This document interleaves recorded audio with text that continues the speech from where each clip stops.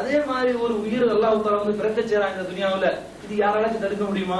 அதுவும் தடுக்க முடியாது. இன்னைக்கு நம்ம பாக்குறோம் எத்தனையோ விபத்துகள்ல, விமான விபத்துகள்ல ஒட்டுமொத்த மக்கள் இறந்துரும் போது ஒருத்தர் மட்டும் என்ன செய்றாரு, ஆச்சரியமா படைச்சு போயிடுறாருன்னா அப்ப அவருடைய ஹயாத் அல்லாஹ் வச்சிருக்கான். அவருடைய மரணத்தை அவன் தீர்மானிக்கல. அவன் தீர்மானிக்காத மரணத்தை தீர்மானிக்கக்கூடிய சக்தி இந்த துனியாவுல யாருக்கும் கிடையாது, யாருக்கும் கொடுக்கல. இப்ப கொடுத்தாதான் என்ன செய்ய முடியும், அந்த பவரை ஒருத்தன் யூஸ் பண்ண முடியும். கொடுக்கவே முடியாத ஒரு பவரை, கொடுத்திராத ஒரு பவரை யாருமே பயன்படுத்த முடியாது. சரி, அவ்வளவு பெரிய சக்தி எல்லாம் இல்ல. குறைந்தபட்ச நாளை என்ன நடக்குது என்பதை தெரிஞ்சுக்கிறது தான் நம்ம போய் என்ன செய்யறோம், இந்த ஜோசியத்தை பாக்குறோம். நாளைக்கு நடக்கிறது, இப்ப நாளைக்கு போய் ஒரு கல்யாணத்தை செய்யறோம். கல்யாணம் செஞ்சதுக்கு அப்புறம் திடீர்னு அவன் தலாக் பண்ணிட்டா என்ன பண்றது? அதுக்கு தான் முதல்ல பேர் ராசியை பாக்குறோம் அப்படின்னு சொன்னா, இந்த பெயருக்கும் ஒரு மனிதனுடைய வாழ்வுக்கும் என்ன சம்பந்தம் இருக்குது? இந்த பெயர்னு எடுத்துட்டா, இப்ப என்னுடைய பெயர்ல நேற்று பிறந்த ஒரு குழந்தை இருக்கலாம், 20 வயசுல ஒருத்தன் இருப்பான், இந்த வயசுல இப்ப நான் இருக்கிறேன், 50 வயசுல ஒருத்தன் இருப்பான், இறந்து போனவன் இருப்பான், நோயாளி இருப்பான், பணக்காரன் இருப்பான், ஏழை இருப்பான், பிச்சைக்காரன் இருப்பான், எல்லா விதமான இதுலயும் ஒரே பெயர் கொண்டவன் இருப்பான். இந்த பெயரை கொண்டு போய் சொல்லும் போது இவன் ராசி பாக்குறானே, இது யாருக்கு பொருந்தும்? சின்ன குழந்தைக்கு பொருந்துமா அல்லது பெரிய ஆளுக்கு? ஒண்ணும் கிடையாது. பேரை போய் சொல்லி இந்த பேர் வந்து என் பொண்ணுடைய பேருக்கு பொருந்துமா அப்படின்னு கேட்கிறான். அதே மாதிரி 2 பேரை வச்சிருக்காங்க ஒவ்வொருத்தவங்க. அந்த 2 பேர்ல இன்னும் ஒரு எழுத்துக்கள் வேற மாறுபடுது. அப்ப அந்த எழுத்து எண் கடிதம் ஜோதிடம் சொல்லி இந்த பேரை எழுதி அந்த பேருக்கெல்லாம் ஒரு நம்பரை போடுறது. அந்த நம்பரை போட்டு கூட்டி அது ஒத்தப்படையில வந்தா நல்லது, இரட்டைப்படையில வந்தா கெட்டதுன்னு சொன்னா, அப்ப ஒத்தப்படையில் வந்தா நல்லதுன்னு எல்லாருக்கும் தெரியும் தானே. பேரை வைக்கும்போது எப்படி வச்சுக்க வேண்டியதானே? உலகத்துல வாழக்கூடிய மக்கள் எல்லாம் நம்புறான். அப்ப பேரை வைக்கும்போது என்ன செய்யணும், அதை வச்சுக்கணும். வண்டிக்கு இது வாங்க போவோம், நம்பர் பிளேட்டுங்க. முஸ்லீம்களே பெரும்பாலானவர்கள் கூட்டும் போது 8 வந்தா வாங்க மாட்டாங்க. அப்ப இது குறிப்பார்க்கிறதா இல்லையா?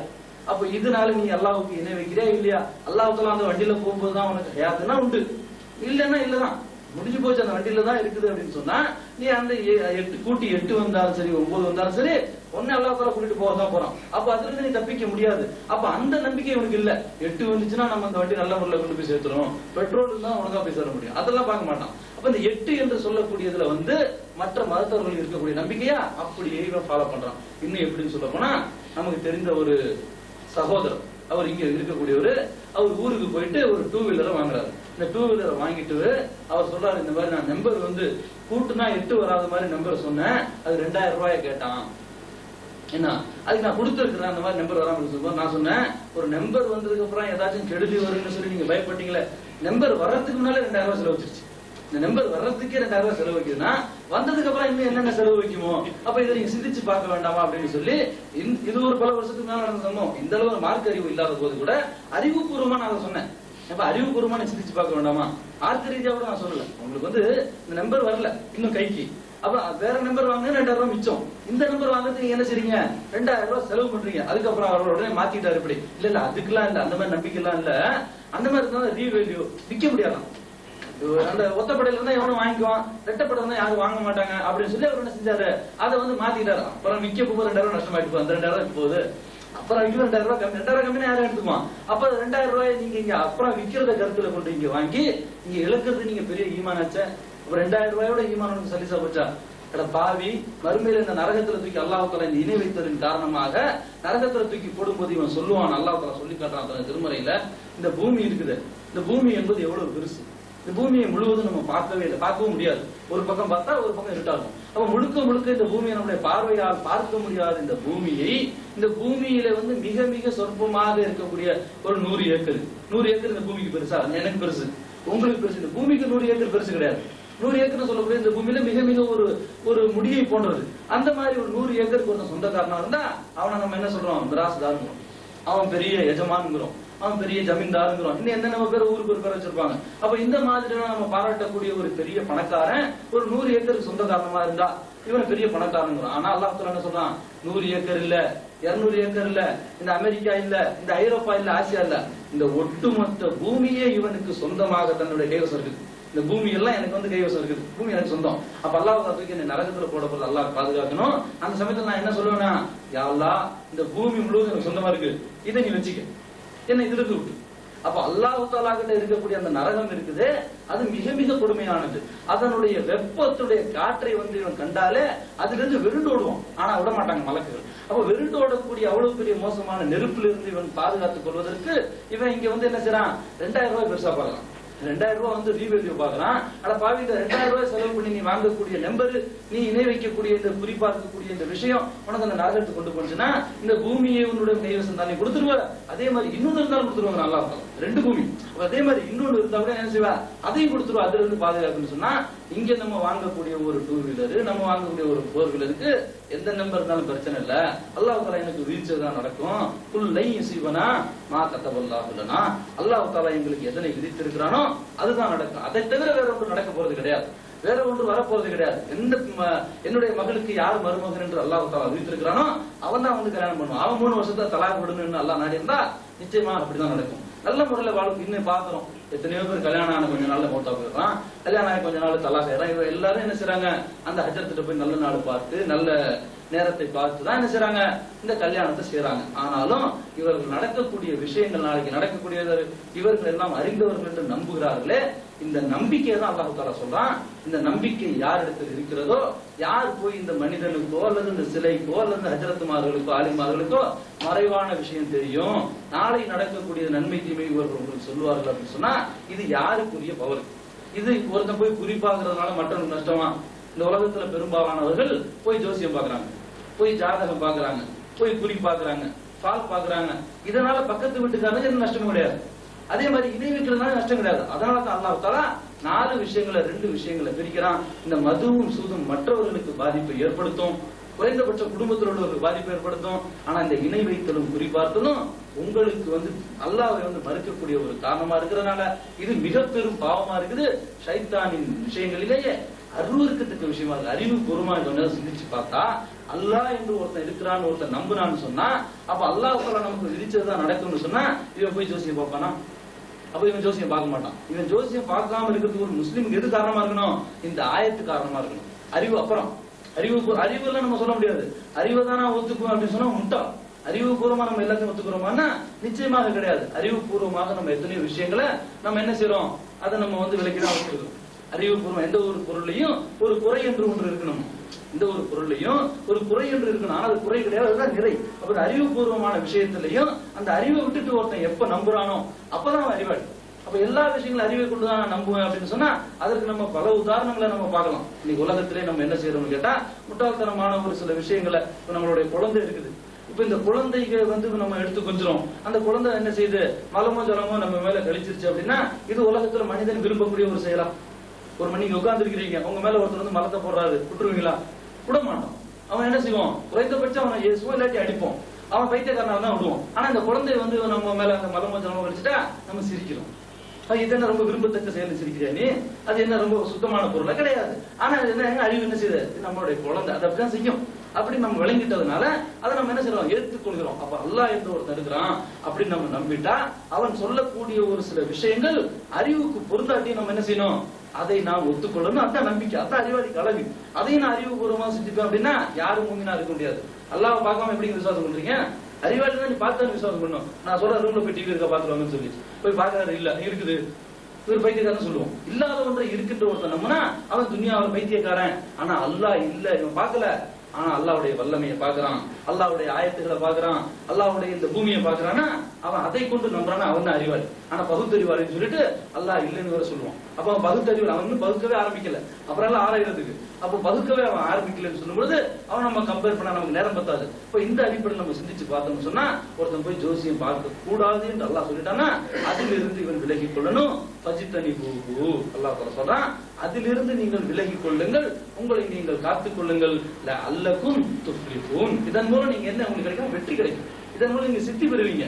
மறுமையில என்ன செய்வீங்க, நீங்க சுவர்க்கத்திற்குரியவர்களாக ஆகிவிடலாம். இந்த ஒரு நம்பிக்கையிலிருந்து நீங்கள் விலகிவிட்டால் இந்த இணை வைக்கக்கூடியதும் குறிப்பாக்கக்கூடியதும் மிகப்பெரிய பாவமா இருக்கிறது. சரி, நான் அறிவுபூர்வமாக சிந்திச்சுதான் பார்ப்பேன் அப்படின்னு சொன்னா அப்படியே சிந்திச்சு பாருங்களேன். ஒரு ஜோசியம் பாக்குறவன் இருக்கிறான், ஒரு குறி சொல்றவன் இருக்கிறான், இந்த பால் கிதாப் பாக்குறவர் இருக்கிறாரு. இந்த பால் இன்னைக்கு உலகத்துல ஹஜ்ரத்துக்கு எல்லாருக்கும் ஒரே மாதிரியா சம்பளம் கிடைக்குது. 10,000 ரூபாய் சம்பாதிக்கிற ஆளு இருக்குது, 2,000 ரூபாய் வாங்குற ஆளு இருக்குது. இவர் முதல்ல தன்னுடைய பேர்ல பால் புரட்டி 10,000 ரூபாய் சம்பளம் எந்த பள்ளி வாசலுக்கு போனா கிடைக்கும். அதுதான் பார்க்கணும். ஃபர்ஸ்ட் பார்த்து அங்க போய் வெளில உட்காராம இங்க வந்துட்டீங்க, இன்னும் 100 ரூபாய் ஏற்றி விடுங்க, 100 ரூபாய் ஏற்றி விடுங்க, மாசம் மாசம் கேட்டுட்டு இருக்கணும். அப்ப இதுல இருந்து தெரியுது இவருக்கு இது பயனளிக்கவில்லை. எவ்வாறு நம்ம மௌலூதை விளங்கும் போது எப்படி பார்த்தோம், இணை வைக்கக்கூடிய விஷயங்கள்ல இந்த மௌலூத் ஓதுறது எல்லா ஹஜ்ரத்தும் வந்து எல்லார் வீட்லயும் ஓதுறாரு. எந்த ஹஜ்ரத் தான் வீட்டுல மருது சொன்னார் பரக்கத்துக்காக வேண்டி. அப்ப அவருக்கு பரக்கத்து வேண்டாம். அந்த பரக்கத்து என்று சொல்லக்கூடியது உண்மையாக இருந்தா முதல்ல அவர் என்ன செய்யணும்? அவர் தான் செய்யணும். அவர் நல்ல விஷயங்களை நாம் பெறுகிறதுனால அதை நாம் செய்யக்கூடியவராக இருப்போம். உலகத்துல எந்த ஒரு அறிவுபூர்வமான மனுஷனும் அதுதான் செய்வான். ஒரு பொருளை வந்து அவன் சொல்றான், இந்த பொருள் வீட்டுல இருந்தா என்னென்ன காரியத்துக்கு உதவும்னு சொல்லி தான் வீட்டுல வைக்காம இருந்தா நம்மளுடைய முதல் கேள்வி தான் இருக்கும்.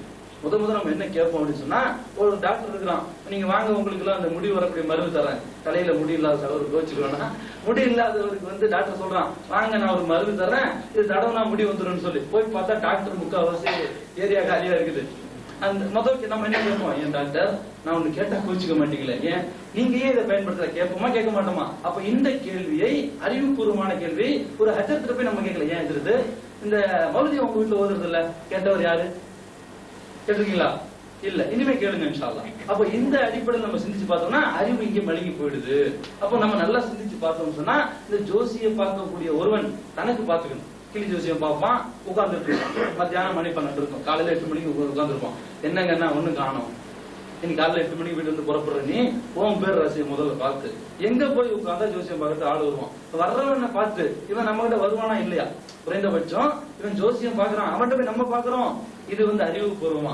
நான் வந்து பிராக்டிகலாவே என்ன செஞ்சேன், ஊர்ல நிரூபிச்சு காட்டினேன். எனக்கு தெரிஞ்ச ஒரு நண்பர் ஒருத்தர் இருக்கிறாரு, ரெங்கராஜ்னு பேரு, இந்து சகோதரர்.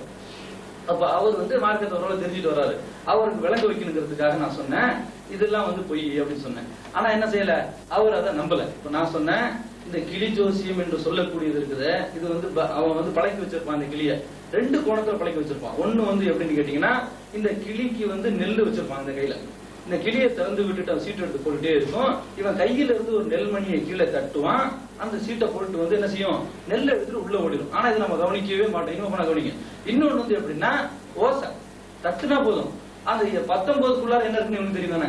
அந்த சீட்டு கட்டு இருக்குது, இந்த கிளி எடுக்கிற சீட்டு, இந்த கிளி எடுக்கக்கூடிய சீட்டு வந்து நம்ம கொண்டு போய் கொடுத்தது இல்லைங்க, அவன் தான் வச்சிருக்கான். அப்ப 19க்குள்ளார நாகூர் தர்கா இருக்குது. ஒரு நீங்க போய் அப்துல் காதர்னு சொன்னீங்கன்னா நாகூர் தர்கா வரும், அந்தோனின்னு சொன்னீங்கன்னா வேளாங்கண்ணின்னு வரும், ராமராஜன் சொன்னீங்கன்னா உங்களுக்கு திருப்பதி சாமி வரும்.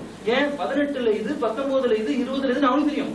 நம்ம கொண்டு போய் வைக்கல. இன்னும் இல்ல, நம்ம அறிவிப்புறம் சிந்திச்சு பார்த்தா நாகூர் தர்காவுக்கு நமக்கு சம்பந்தமே இல்லைங்க. ஆனா நமக்கு என்ன செய்யறான், அவரை சம்பந்தப்படுத்தி எடுத்து கொடுக்குறான் அப்படின்னு சொன்னா, நான் சொன்ன இந்த 2 கோணத்துல இவர்கள் வந்து கிளியை வளர்த்து வைத்திருப்பார்கள். நெல்மணியை கையில எடுத்துக்குவான், கதவை திறந்து விடுவான், கிளி வந்து எடுத்து போடும். 19ல நாகூர் தர்கா, எதிர இருக்கிறோம் அப்துல் காதர். 19 வாயில எடுக்கும், நெல்மணியை கீழே போடுவான், சீட்டை கொண்டு வந்து இவன்ட்ட கொடுத்துட்டு அந்த நெல்லை திட்டு உள்ள போயிடும். நல்லா கவனிச்சு பாருங்க போனீங்கன்னா. இன்னொருத்த என்ன செய்வான் அப்படின்னா, அதே 19 வரும்போது ஒரு தட்டு தட்டுவான் கீழே, அது கொண்டு போய் உள்ள விட்டுரும், இதை போட்டு போயிடும். அப்ப இந்த மாதிரி அவன் பழக்கி வச்சிருக்கிறதுனால இருக்கு தவிர அதுக்கு எந்த ஒரு அறிவோ உங்களுடைய விதியை தீர்மானிப்பு வச்சிருக்கா அதெல்லாம் இல்லவே இல்லை அப்படின்னாரு. இல்லவே இல்லை தானே. நீங்க நாளைக்கு போய் இந்த இது பாருங்க, பீட்டர்னு பேரை சொல்லுங்க, வேளாங்கண்ணி வருதா இல்லையான்னு பாருங்கன்னு சொல்லி அனுப்புனேன். அப்ப அவர் போய் எடுத்து மறுநாள் வந்து விழுந்து விழுந்து சிரிக்காத மனுஷன், எப்படி மாமா நீங்க இதை கரெக்டா சொன்னீங்க அப்படின்னு சொல்லி, நான் போய் பீட்டர் அவர் சொல்லி போய் பேரை பார்த்துருக்கிறாரு, வேளாங்கண்ணி எடுத்து கொடுத்துருக்கு. அப்ப அந்த கிளிக்கு என்ன தெரியல, இவர் ஒரு இந்துன்னு தெரியல. ஏன் இவன் தான் 19ல இதை வச்சிருக்கானே, 22ல வேளாங்கண்ணி வச்சிருக்கானே, அதை வச்சு எடுத்து கொடுத்துறான். இது ஒண்ணு. இப்ப இது அறிவுபூர்வம் பிராக்டிகலா சொல்லி பார்த்தேன். சும்மா பயான்ல வந்து போய் சொல்லிட்டு போட, நல்லா பார்த்துட்டு இருக்கிறான், நல்லா கேட்டுட்டு இருக்கிறான் நம்மளுடைய விஷயங்களை. இது ஒண்ணு. இன்னொன்னு வந்து எங்க வீட்டுல இருந்து நாங்க புறட்டு போகும்போது இந்த உடுக்கு இருக்கு இல்லையா, உடுக்கு கட்டிக்குப்பாங்க. உடுக்கு கட்டிச்சு அதான் குறி பாக்குறதுதான். எப்படி இதை வந்து அந்த காலத்துல அவன் அம்பு எடுத்து பார்த்துட்டு இருந்தானோ அந்த மாதிரி என்ன செய்வாங்கன்னா, ஊருக்கு ஒரு ஆள் இருப்பான், இவன் இந்த உடுக்கு அடிச்சு, உங்க ஊர்ல ஒரு பொருள் காணாம கூப்பிட்டீங்கன்னா அவன் அடிச்சு ஒரு 1.5 மணி நேரம் ஒரு பாட்டை எழுப்பான். இழுத்து இழுத்து பிடிச்சி பெரிய காசு கிடைக்கிற விட 2 மணி நேரம் கூட அடிப்பான். அடிச்சு சாமியை கூப்பிட்டு, இந்த புறத்துல இந்த ஏரியாவில் இருக்குது உங்க பொருள், தென்மேற்கு வடல இருக்கு, வடத்தில இருக்கு, ஏதோ ஒன்று சொல்லுவான். அவன் சொல்றது நமக்கு புரியாது, அவனுக்கு புரியாது. நம்மளாம் என்ன பண்ணுவோம், யார் மேல சந்தேகம் இருக்கோ அதை வச்சு சொல்லுவோம். கிழக்கு பார்த்த வீடு, பின்ன எங்க ஆகாயத்து பார்த்தா வீடு இருக்கும், கிழக்கு இருக்கு, இல்லாட்டி மேற்கு இருக்கும், வடக்கு இருக்கு, இல்லாட்டி தெற்கு இருக்கும் சொல்லிடுவான். ஏற்கனவே இவனுக்கு ஒருத்தர் மேல சந்தேகம் இருக்கும், கரெக்டா சொல்லிட்டான். வீட்டுக்கு முன்னால மரம் இருக்குது, என் வீட்டுக்கு முன்னால மரம் ஒரு ஆச்சரியமா, இந்த பூமியில மரம் என்பது எல்லா வீட்டுக்கு முன்னாலேயும் பின்னாலே இருக்கதான் செய்யுது. அப்ப அதுக்கு தகுந்த மாதிரி என்ன பண்ணிக்குவான், சின்னதா அப்பா வச்சிருப்பான், அவன் இதான் மரம். பெரிய ஆலமரம் இருக்கும் 1000 வருஷமா, அதுவும் மரம் தான். நேற்று தான் முருங்கை மரத்தை வச்சு சாணி எல்லாம் வச்சிருப்பான், அதுவும் மரம் தான் இவன் பார்வை. ஏன் இவன் சொல்றதை நம்பிட்டதுனாலதாங்க. அப்ப இந்த மாதிரி ஒருத்தன் உடுப்பு எடுத்துட்டு ஒரு ஆள் வந்து போறான் நம்ம வீட்டுக்கு முன்னால. அப்ப நம்ம வந்து அந்த மடக்கி பிடிச்சி வேணும்னே வந்து தெரியாத மாதிரி கேட்கறது, எங்க நீங்க வரீங்க என்ன அப்படின்னு கேட்டா, இந்த மாதிரி எங்க ஊர்ல இருந்து ஒரு பிரிவு பாதை இருக்குது, இந்த பிரிவு பாதையிலிருந்து உள்ள இருக்கிற 2 கிலோமீட்டருக்கு அந்தாண்ட இருக்கிற ஊர்ல இவரை வந்து உடுக்கடிக்க கூப்பிட்டு இருக்காங்க. அப்ப அங்க போயிட்டு திரும்பி வரக்கூடியவன் கையில காசு இல்லாம இங்க இருந்து ஊருக்கு போறது நம்மகிட்ட காசு கேட்கலாம். அப்ப காசு கேட்கும் போது வந்து 1 ரூபாய் என்னமோ கேட்டான். நான் சொன்ன பஸ்ஸுக்கு 3 ரூபா, 3 ரூபாய் நான் கொடுக்குறேன், நீ முதல்ல காரணத்தை சொல்லு அப்படின்னு கேட்டா, இந்த மாதிரி அந்த ஊர்ல வந்து என்ன உடுக்கடிக்க கூப்பிட்டு இருந்தாங்க, அவங்க அண்ணன் தம்பிகளால ஏதோ பிரச்சனை ஆயிடுச்சு, நம்ம போகும்போது அவங்க குடும்ப பிரச்சனை பெருசா இருக்கு, நாளைக்கு வாங்கன்னு சொல்லி திருப்பி எடுத்துட்டாங்க, திருப்பி போகிற பஸ் காசு இல்லைங்க, இங்க வந்தா லம்பா கிடைக்குன்னு சொல்லி அவன் வர காசுக்கு வர வேண்டிய காசு மட்டும் என்ன செஞ்சிருக்கான், போக்குவரத்து கூட காசு எடுத்துல போக்குக்கு மட்டும் எடுத்துக்கான், வரத்து எல்லாம் போயிடுச்சு.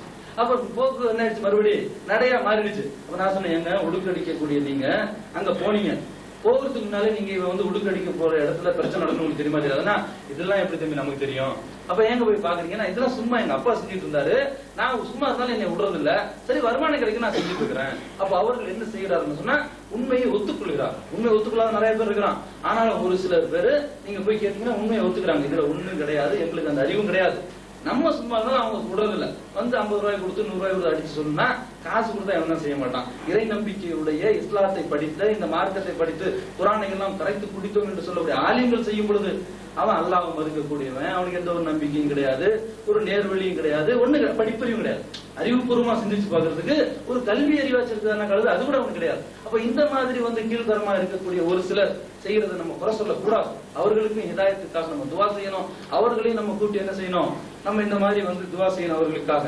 அப்போ அதிகபட்சமாக நம்ம வந்து சிந்திச்சு பார்த்தோம்னு சொன்னா, இந்த இணை வைக்கக்கூடிய விஷயமாக அல்லாஹ் தஆலா இதனை ஏன் சொல்றான் அப்படின்னு கேட்டா, நாம் அல்லாஹ்வுக்கு இருக்கக்கூடிய பவரை, அல்லாஹ்வுக்கு இருக்கக்கூடிய அந்த சக்தியை, அல்லாஹ்வுக்கு மட்டுமே தெரிந்த ஒரு விஷயம் சர்வ சாதாரணமாக எதிரே இருக்கக்கூடிய மனுஷனுக்கு தெரியும் அப்படின்னு சொல்லி நம்ம என்ன செய்றோம், நம்புறோம். என்னது புரிய மாட்டேங்குது. அப்ப இந்த அடிப்படையில இருந்து நம்ம எப்போ வந்து விலகணும் அப்படின்னு கேட்டா, அல்லாஹ் ரப்பல் ஆலமீன் நன்மை தீமை நமக்கு விதித்து விட்டான், அது ஏற்கனவே அவன் தீர்மானித்து விட்டான்.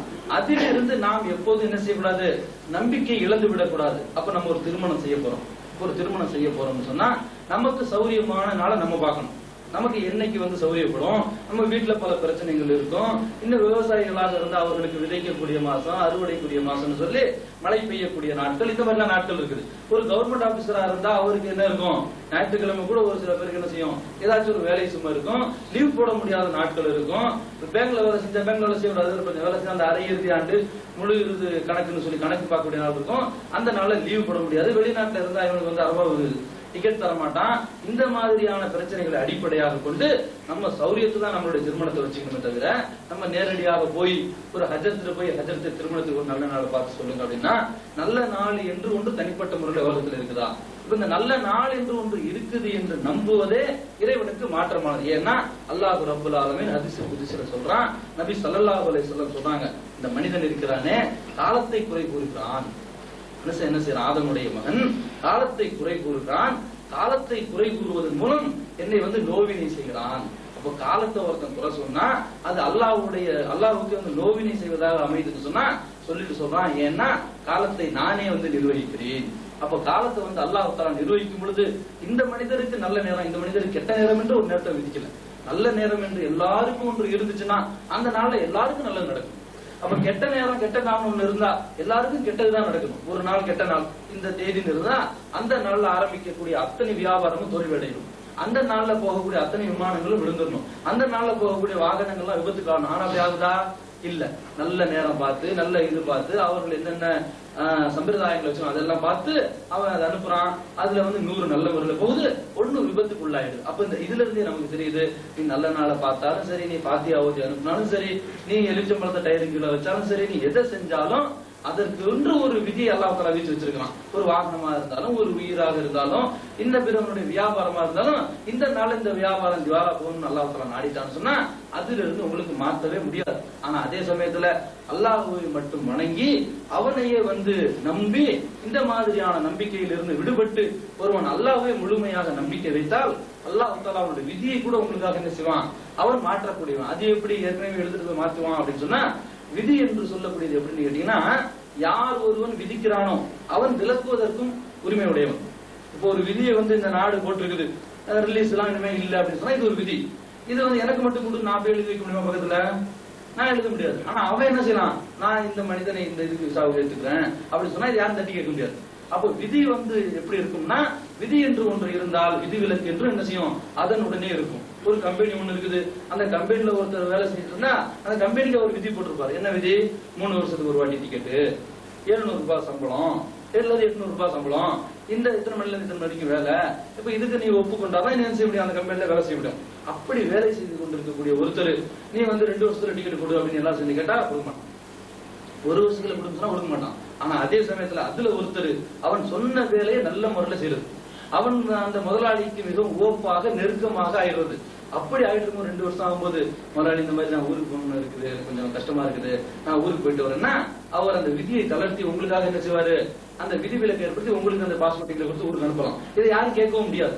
அப்போ விதி என்று அல்லாஹ் தஆலா உங்களுக்கு விதிச்சிருக்கிறான் அப்படின்னு சொன்னா ஒரு தீமையை உங்களுக்கு நாளைக்கு வரக்கூடியதாக அல்லாஹ் தஆலா ஏற்கனவே விதிச்சிருந்தாலும் நீங்கள் அல்லாஹ்வை அதிகமாக வணங்கி இந்த மாதிரியான இணை வைத்தல் குறி வைத்தல் போன்ற இறைவனுக்கு வந்து பங்கம் விளைவிக்கக்கூடிய பாவமான காரியத்தின் விலகி எதுக்கு நான் வந்து இதுக்கெல்லாம் போக மாட்டேன், அல்லாஹ் தஆலா எனக்கு விதிச்சதான் நடக்கும்னு சொல்லிட்டு யா அல்லாஹ் நான் இந்த மாதிரி இந்த வியாபாரத்துல இருக்கிறேன், எனக்கு வெற்றியை கொடு, நன்மையை கொடு, தீமையை பொறுத்து தூரமாக்கின்னு சொன்னா அல்லாஹ் தஆலா என்ன செய்வான், உங்கள் மீது இருக்கக்கூடிய அன்பின் காரணமாக நீங்கள் வணங்கிய வணக்கத்தின் பிரதிபலனின் காரணமாக நீங்கள் கேட்ட துஆவை புறந்தள்ளுவதற்கு எந்த ஒரு காரணமும் இல்லாதனால அதை என்ன செய்வான், உங்களுக்காக அல்லாஹ் தஆலா அந்த விதியை தளர்த்தி உங்களுக்கு நல்லது கொடுப்பான். இந்த மாதிரி தான் ஒரு முஸ்லீம் நம்பணும், ஒரு மூமின் நம்பணும். அதான் நம்பிக்கை. ஏற்கனவே விதிச்சாச்சு அப்புறம் கேட்கணும், அப்ப கேட்டால் கிடைக்காது என்ற நம்பிக்கை கூடாது. கேட்டால் நிச்சயமாக கிடைக்கும்.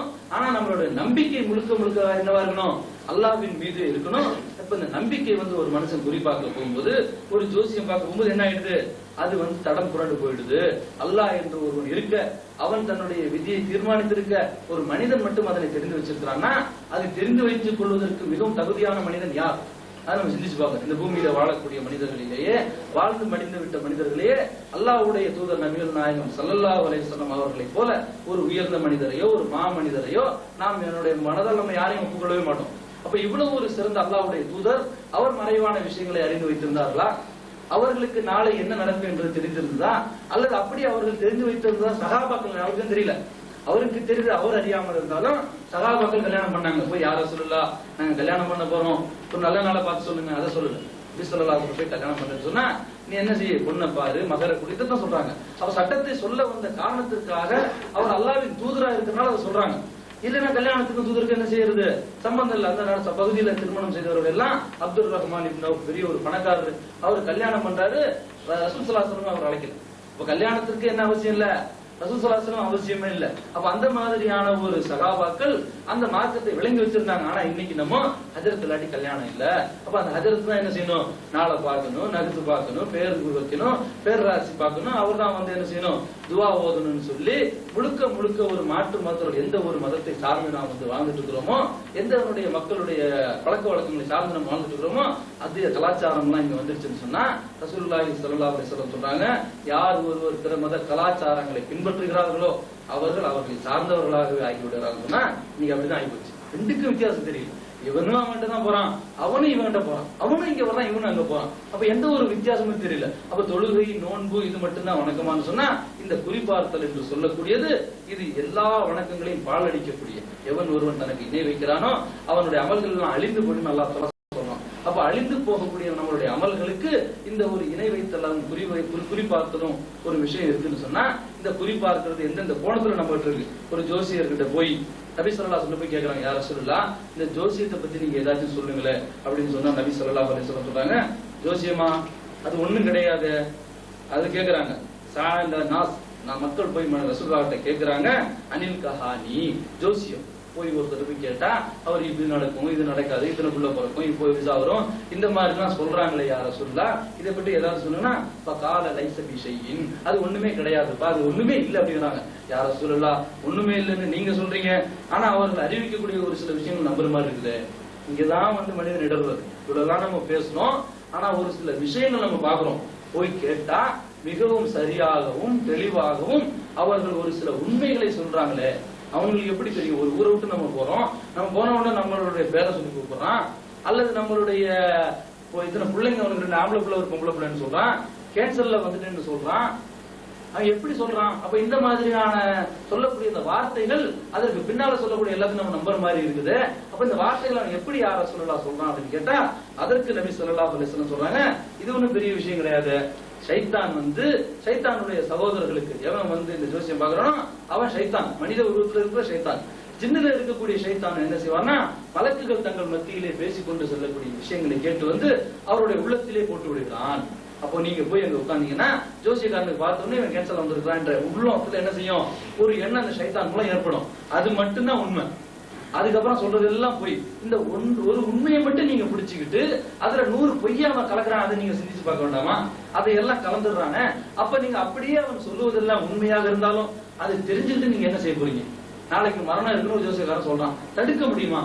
தடுக்க முடியாது. அப்ப ஒன்றுமே இல்லாத ஒன்றை அவன் சொல்லுவான். நீங்க கேன்சர்ல வந்திருக்கீங்க, 3 பிள்ளைங்க இருக்கு, ஏதாச்சும் ஒண்ணு சொல்லி அந்த சைத்தானின் மூலம் அறிந்து கொண்ட ஒரு உண்மையை சொல்லி 100 பொய்ய சொல்லி உங்களை வழி கெடுத்து, நான் இன்னும் 3 மாசத்துக்கு கூட கண்ட இருக்குது, இந்த தாயத்து போட்டா சரியா போடும், எங்க எடுத்துட்டு போறான் பாத்தீங்களா? அப்ப தாயத்து போடுவதற்காக அவன் என்ன செய்யறான், ஒரு உண்மையை சொல்லி 100 பொய்ய சொல்றான். 3 மாசத்துக்கு அப்புறம் ஒரு கண்ட இருக்குன்னு சொல்லி தாயத்தை போடுறான். அந்த தாயத்தை நம்ம போட்டுட்டனால 3 மாசத்துக்கு அப்புறம் கண்ட வரல நம்ம நம்புறோம்.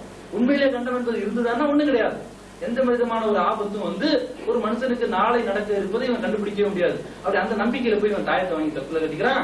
இதை நபி ஸல்லல்லாஹு அலைஹி வஸல்லம் சொல்றாங்க, நல்ல தமீமத்தன் பக்கத்து அஷ்ரக்க, யார் ஒருவன் வந்து ஏதேனும் ஒன்றை வந்து கழுத்துல கட்டி தொங்க விட்டுக்கிறானோ, அல்லது உடம்புல கையில காலில் கழுத்துல இடுப்புல எங்கெங்கயோ கட்டுறான், இந்த மாதிரி எல்லாம் கட்டிக்கிறானோ, இவன் வந்து அல்லாஹ்வுக்கு இணை வைத்து விட்டான். அப்ப இணை வைத்தவருடைய பாவ நன்மைகள் எல்லாம், நல்ல அமல்கள் எல்லாம் பாழா போயிடும். இணை வைப்பவர்களை அல்லாஹ் தஆலா மன்னிக்க மாட்டேன் அப்படின்னு சொல்றான். அப்படி சொன்னா அப்ப இந்த இணை வைக்கக்கூடிய காரியத்திற்கு இந்த ஜோசியம் இழுத்துட்டு போகுது. அப்ப இங்க இருந்து இவன் போய் சொல்லக்கூடிய இந்த வார்த்தைகள் இவனுக்கு நம்பகதானமா இருக்குது. இன்னும் சொல்ல போனா இன்னைக்கு விஞ்ஞான முறையில எல்லாம் ஜோசியம் சொல்ல ஆரம்பிச்சான். நமக்கு தெரியாது எப்படின்னு சொல்லி நம்ம போய் அங்க உட்கார்ந்துருப்போம். இந்த மாதிரி 10 பேரு அங்கேயே வந்து அவனுடைய ஆள் ஒருத்தர் இருப்பான். அவன் சொல்லுவான், இந்த மாதிரி நான் ராமநாதபுரம் மாவட்டத்துல வந்திருக்கிறேன், இந்த மாதிரி வந்து என் பிள்ளைக்காக நான் கேட்க வந்திருக்கிறேன் சொல்லி தன்னை பற்றி அப்படியே வந்து உங்கள்கிட்ட அறிமுகப்படுத்துவான். அறிமுகப்படுத்தி நீங்க எதுக்காக வந்திருக்கீங்க அப்படின்னு சொல்லி உங்கள்கிட்ட கேட்பான். நீங்க என்ன செய்வீங்க, நீங்க உங்களுடைய காரணத்தெல்லாம் நீங்க சொல்லுவீங்க. இவன் இதை கொண்டு போய் உங்க உள்ள சொல்லிடுவான். நீங்க உள்ள போனோம்னா வாங்க அப்படி சொத்தாருன்னா அப்படியே தூக்கி போட்டுருவோம். மனுஷன் பேர சொல்றான், இன்னைக்குதான் இந்த மதுரை மாவட்டத்துக்கு வந்திருக்கிறோம், இங்க இருந்து நம்ம வந்திருக்கோம் மெட்ராஸ்ல இருந்து. இவனுக்கு நம்முடைய பேர் எப்படி தெரியும்னா, வெளியே நீங்க தான் வந்துட்டு சொன்னீங்க, அவங்க நம்ம சொல்லி நீங்க அவனுடைய ஆள் அது தெரியாது. அப்ப இந்த மாதிரி விஞ்ஞான ரீதியா எல்லாம் என்ன செய்யறான், வந்து ஏமாத்துறான். அப்ப இவ்வளவு வந்து அப்பட்டமாக போய் சொல்லக்கூடிய மனிதர்களை இறைவனுடைய தன்மை இருக்கிறதாக நீங்க நம்புனா அவன் எப்படி உங்களை மன்னிப்பான்? இன்னும் சொல்ல போனா இந்த ஜோசியம் பார்க்கக்கூடிய மக்கள் இருக்கிறாங்களே, அவர்கள் எல்லாம் வறியவர்களா தான் இருக்காங்க. அவங்களுக்குன்னு ஒரு பெரிய பொருளாதாரம் கிடையாது. அவங்க வீட்டுல திருடு போனா அவங்களால கண்டுபிடிக்க முடியறது இல்ல.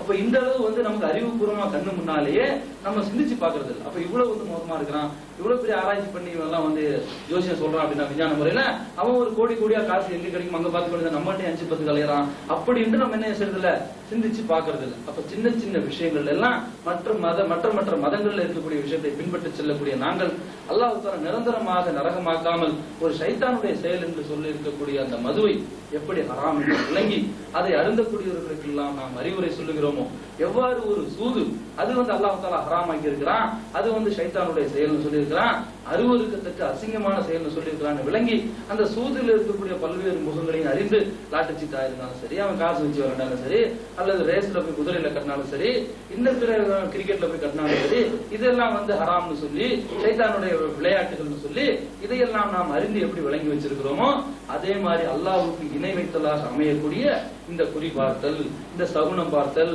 இந்த பேரராசி பார்க்கறது இருக்கு. மக்கள் தன்னுடைய பேரை போய் சொன்னா அவன் ஒவ்வொரு எழுத்துக்கும் நம்பர் போடுவான். இந்த மாதிரி நம்பர் போட்டு தான் பிஸ்மில்லாஹிர் ரஹ்மானிர் ரஹீம் என்ன பண்ணிட்டான், 786 மாத்தி வச்சிருக்கான். முஹம்மது ரசூலுல்லாஹி ஸல்லல்லாஹு அலைஹி வஸல்லம்க்கு 92. அப்ப இந்த மாதிரி எல்லாம் நம்பர் போட்டு ஆரம்பிச்சது இதுவும் வந்து என்ன செஞ்சிருச்சு, இஸ்லாத்துல வந்து நுழைஞ்சிருச்சு. அப்ப என்னவெல்லாம் வந்து தடுக்க வேண்டும், ஒழிக்க வேண்டும் சொல்லி மூடநம்பிக்கை எல்லாம் ஒழிக்கணும் மார்க்கத்துல ஒவ்வொன்னா வந்து உள்ள நுழையுதுன்னா என்ன காரணம்?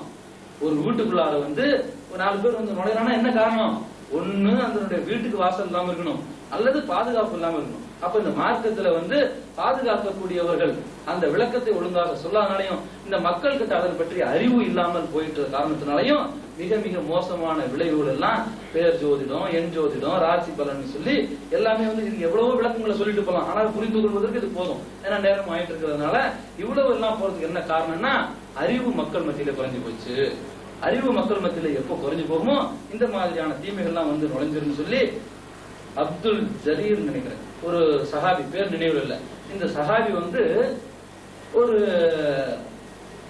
விஷயத்தை சொல்றார். நபி ஸல்லல்லாஹு அலைஹி வஸல்லம் எங்களிடம் வந்து பேசிக்கொண்டு இருக்கும் பொழுது இந்த இஸ்லாமிய மக்கள் மத்தியிலே ஒரு மிகப்பெரிய ஒரு ஆபத்தான விஷயங்கள் எப்படின்னா ஒரு கலக்கமான ஒரு விஷயங்கள் ஏற்படும், ஒரு கலகம் மாதிரி ஏற்படும், இந்த மாதிரி மக்கள் மத்தியில குழப்பங்கள் அதிகரிக்கும் அப்படின்னு சொல்லி நபி ஸல்லல்லாஹு அலைஹி வஸல்லம் சொன்னாங்க. அப்ப நான் வந்து கேட்டேன், யா ரசூலல்லாஹ், நாங்கள் வந்து குர்ஆனை ஓதக்கூடியவர்களாக இருக்கிறோம், நம்ம எல்லாம் என்ன செய்றோம், குரானை ஓதுறோம். நஹ்னு நக்ரவுல் குரான், நாங்கள் குரானை ஓதுகிறோம். நாங்க மட்டும் ஓதிட்டு அப்படி விட்டுறல, எங்களுடைய பிள்ளைங்களுக்கு என்ன செய்யறோம், இந்த குரானை கத்துக் கொடுத்து நீங்களும் ஓதுங்கப்பா அப்படின்னு சொல்லி கத்துக் கொடுக்குறோம். அப்ப நாங்களும் குரானை ஓதி, நம்மளுடைய பிள்ளைக்குட்டியும் குரானை ஓதி, நம்மளுடைய பேரப்பிள்ளையும் குரானை ஓதிக்கிட்டு இருக்கும் பொழுது எப்படி இவ்வளவு பெரிய குழப்பம் மார்க்கத்துல வந்து நுழைஞ்சிரும், அறிவு இல்லாம போயிடும் நீங்க சொல்றீங்களே அப்படின்னு சொல்லி இவர் கேட்கிறாரு.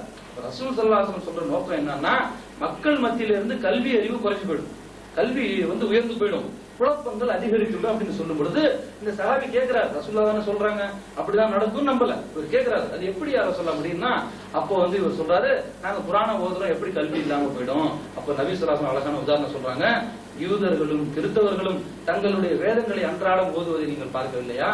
அப்ப யூத கிறிஸ்தவர்கள் என்ன செய்வானா, அன்றாடம் அந்த வேதத்தை ஓதுவான், ஆனா அதன்படி செயல்பட மாட்டான், அதை உணர மாட்டான். அந்த மாதிரி முஸ்லிம் மக்களும் அன்றாடம் குரானை ஓதக்கூடியவர்களாக இருப்பார்கள், அதில் இருக்கக்கூடிய இந்த ஆயத்தை விளங்க மாட்டார்கள் சொல்லி நபி ஸல்லல்லாஹு அலைஹி வஸல்லம் சொன்ன இந்த காலம்தான் இதுவோ என்று அஞ்சக்கூடிய அளவுக்கு முன்னால் இருக்கிற ரெண்டு ஆயத்துக்கு, ஒரு ஆயத்திற்கு முன்னால் இருக்கிற ரெண்டு விஷயத்தை நம்ம விளங்கிட்டோம், பின்னால் இருக்கிற ரெண்டு விஷயத்தையும் விளங்கி இணை வைக்கிறதும் குறிப்பாக்குறதும் மாபெரும் பாவம், இது நரகத்திற்கு இட்டுச் செல்லக்கூடிய விஷயம் என்பதை விளங்கி இதில் இருந்து நம்மையும் நம்மை சார்ந்தவர்களையும் பாதுகாத்து நாம் அனைவரும் சொர்க்கத்திற்கு செல்லக்கூடியவர்களாக ஆகி ஹராமான இந்த விஷயத்தில் இருந்து நாம்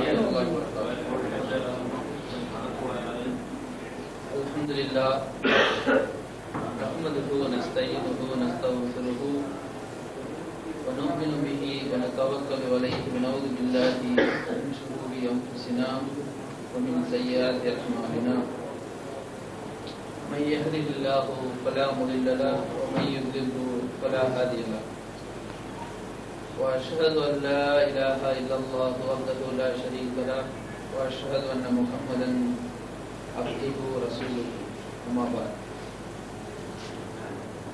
فقد قال الله تعالى في محكم تنزيل العظيم والفرقان المجيد اعوذ بالله من الشيطان الرجيم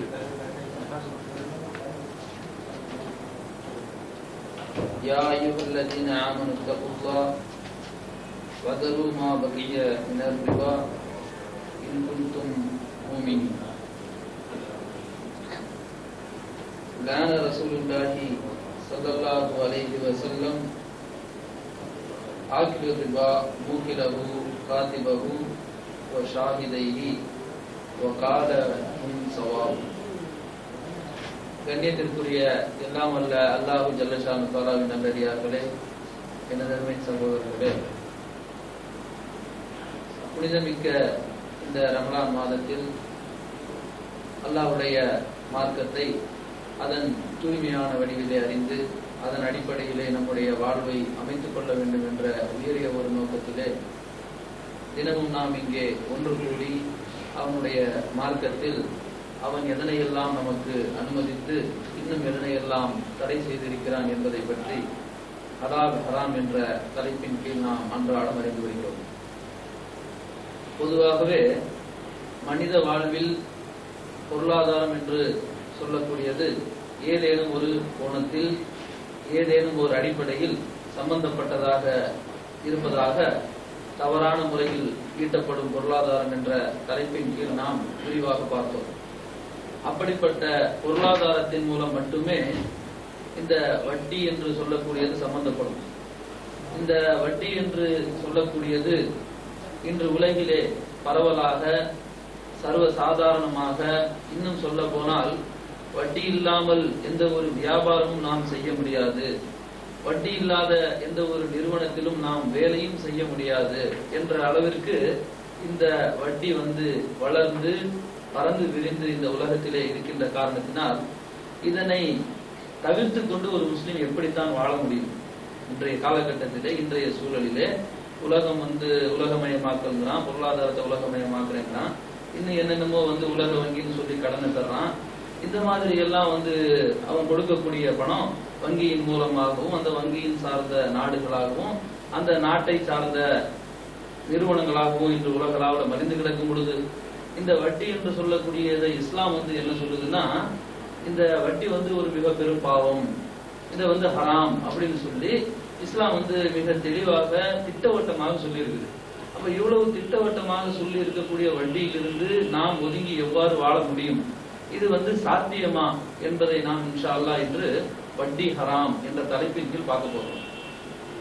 உதாரணத்திற்கு அல்லாஹ் ரப்புல் ஆலமீன் ஒரு சட்டத்தை இயற்றி அதை ஒரு காலத்தில் வாழ்ந்த மக்களுக்கு கொடுத்து அதை அந்த மக்கள் பின்பற்றுவதற்கு முடியாமல் அல்லது இயலாமல் போனதாக எந்த ஒரு சரித்திரத்தையும் யாரும் கூற முடியாது.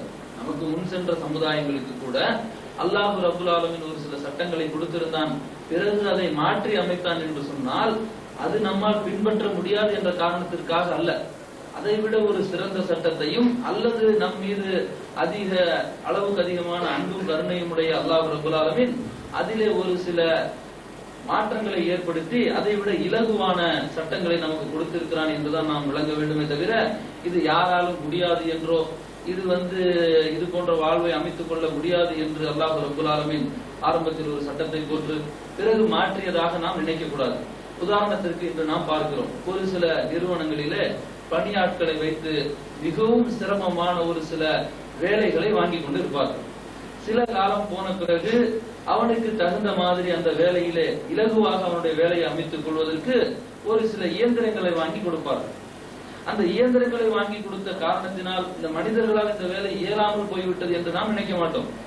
மனிதன் தன்னுடைய அறிவு வளர வளர அதற்கு தகுந்த மாதிரி அவன் எவ்வாறு அதை பயன்படுத்துவது, அதனை எவ்வாறு பாதுகாப்பது, அதனை எவ்வாறு அது சரியில்லை என்று சொன்னால் அதனை பழுது பார்ப்பது போன்ற அறிவை இவன் வளர்த்துக் கொண்டால் அது போன்ற இயந்திரங்களின் மூலம் அவன் அந்த நிறுவனத்தை வழிநடத்தி செல்லலாம் அல்லது உற்பத்தியை பெருக்கலாம். உதாரணத்துக்கு மனிதனுக்கு அல்லாஹ் தஆலா தான் மூளை கொடுத்திருக்கிறான்.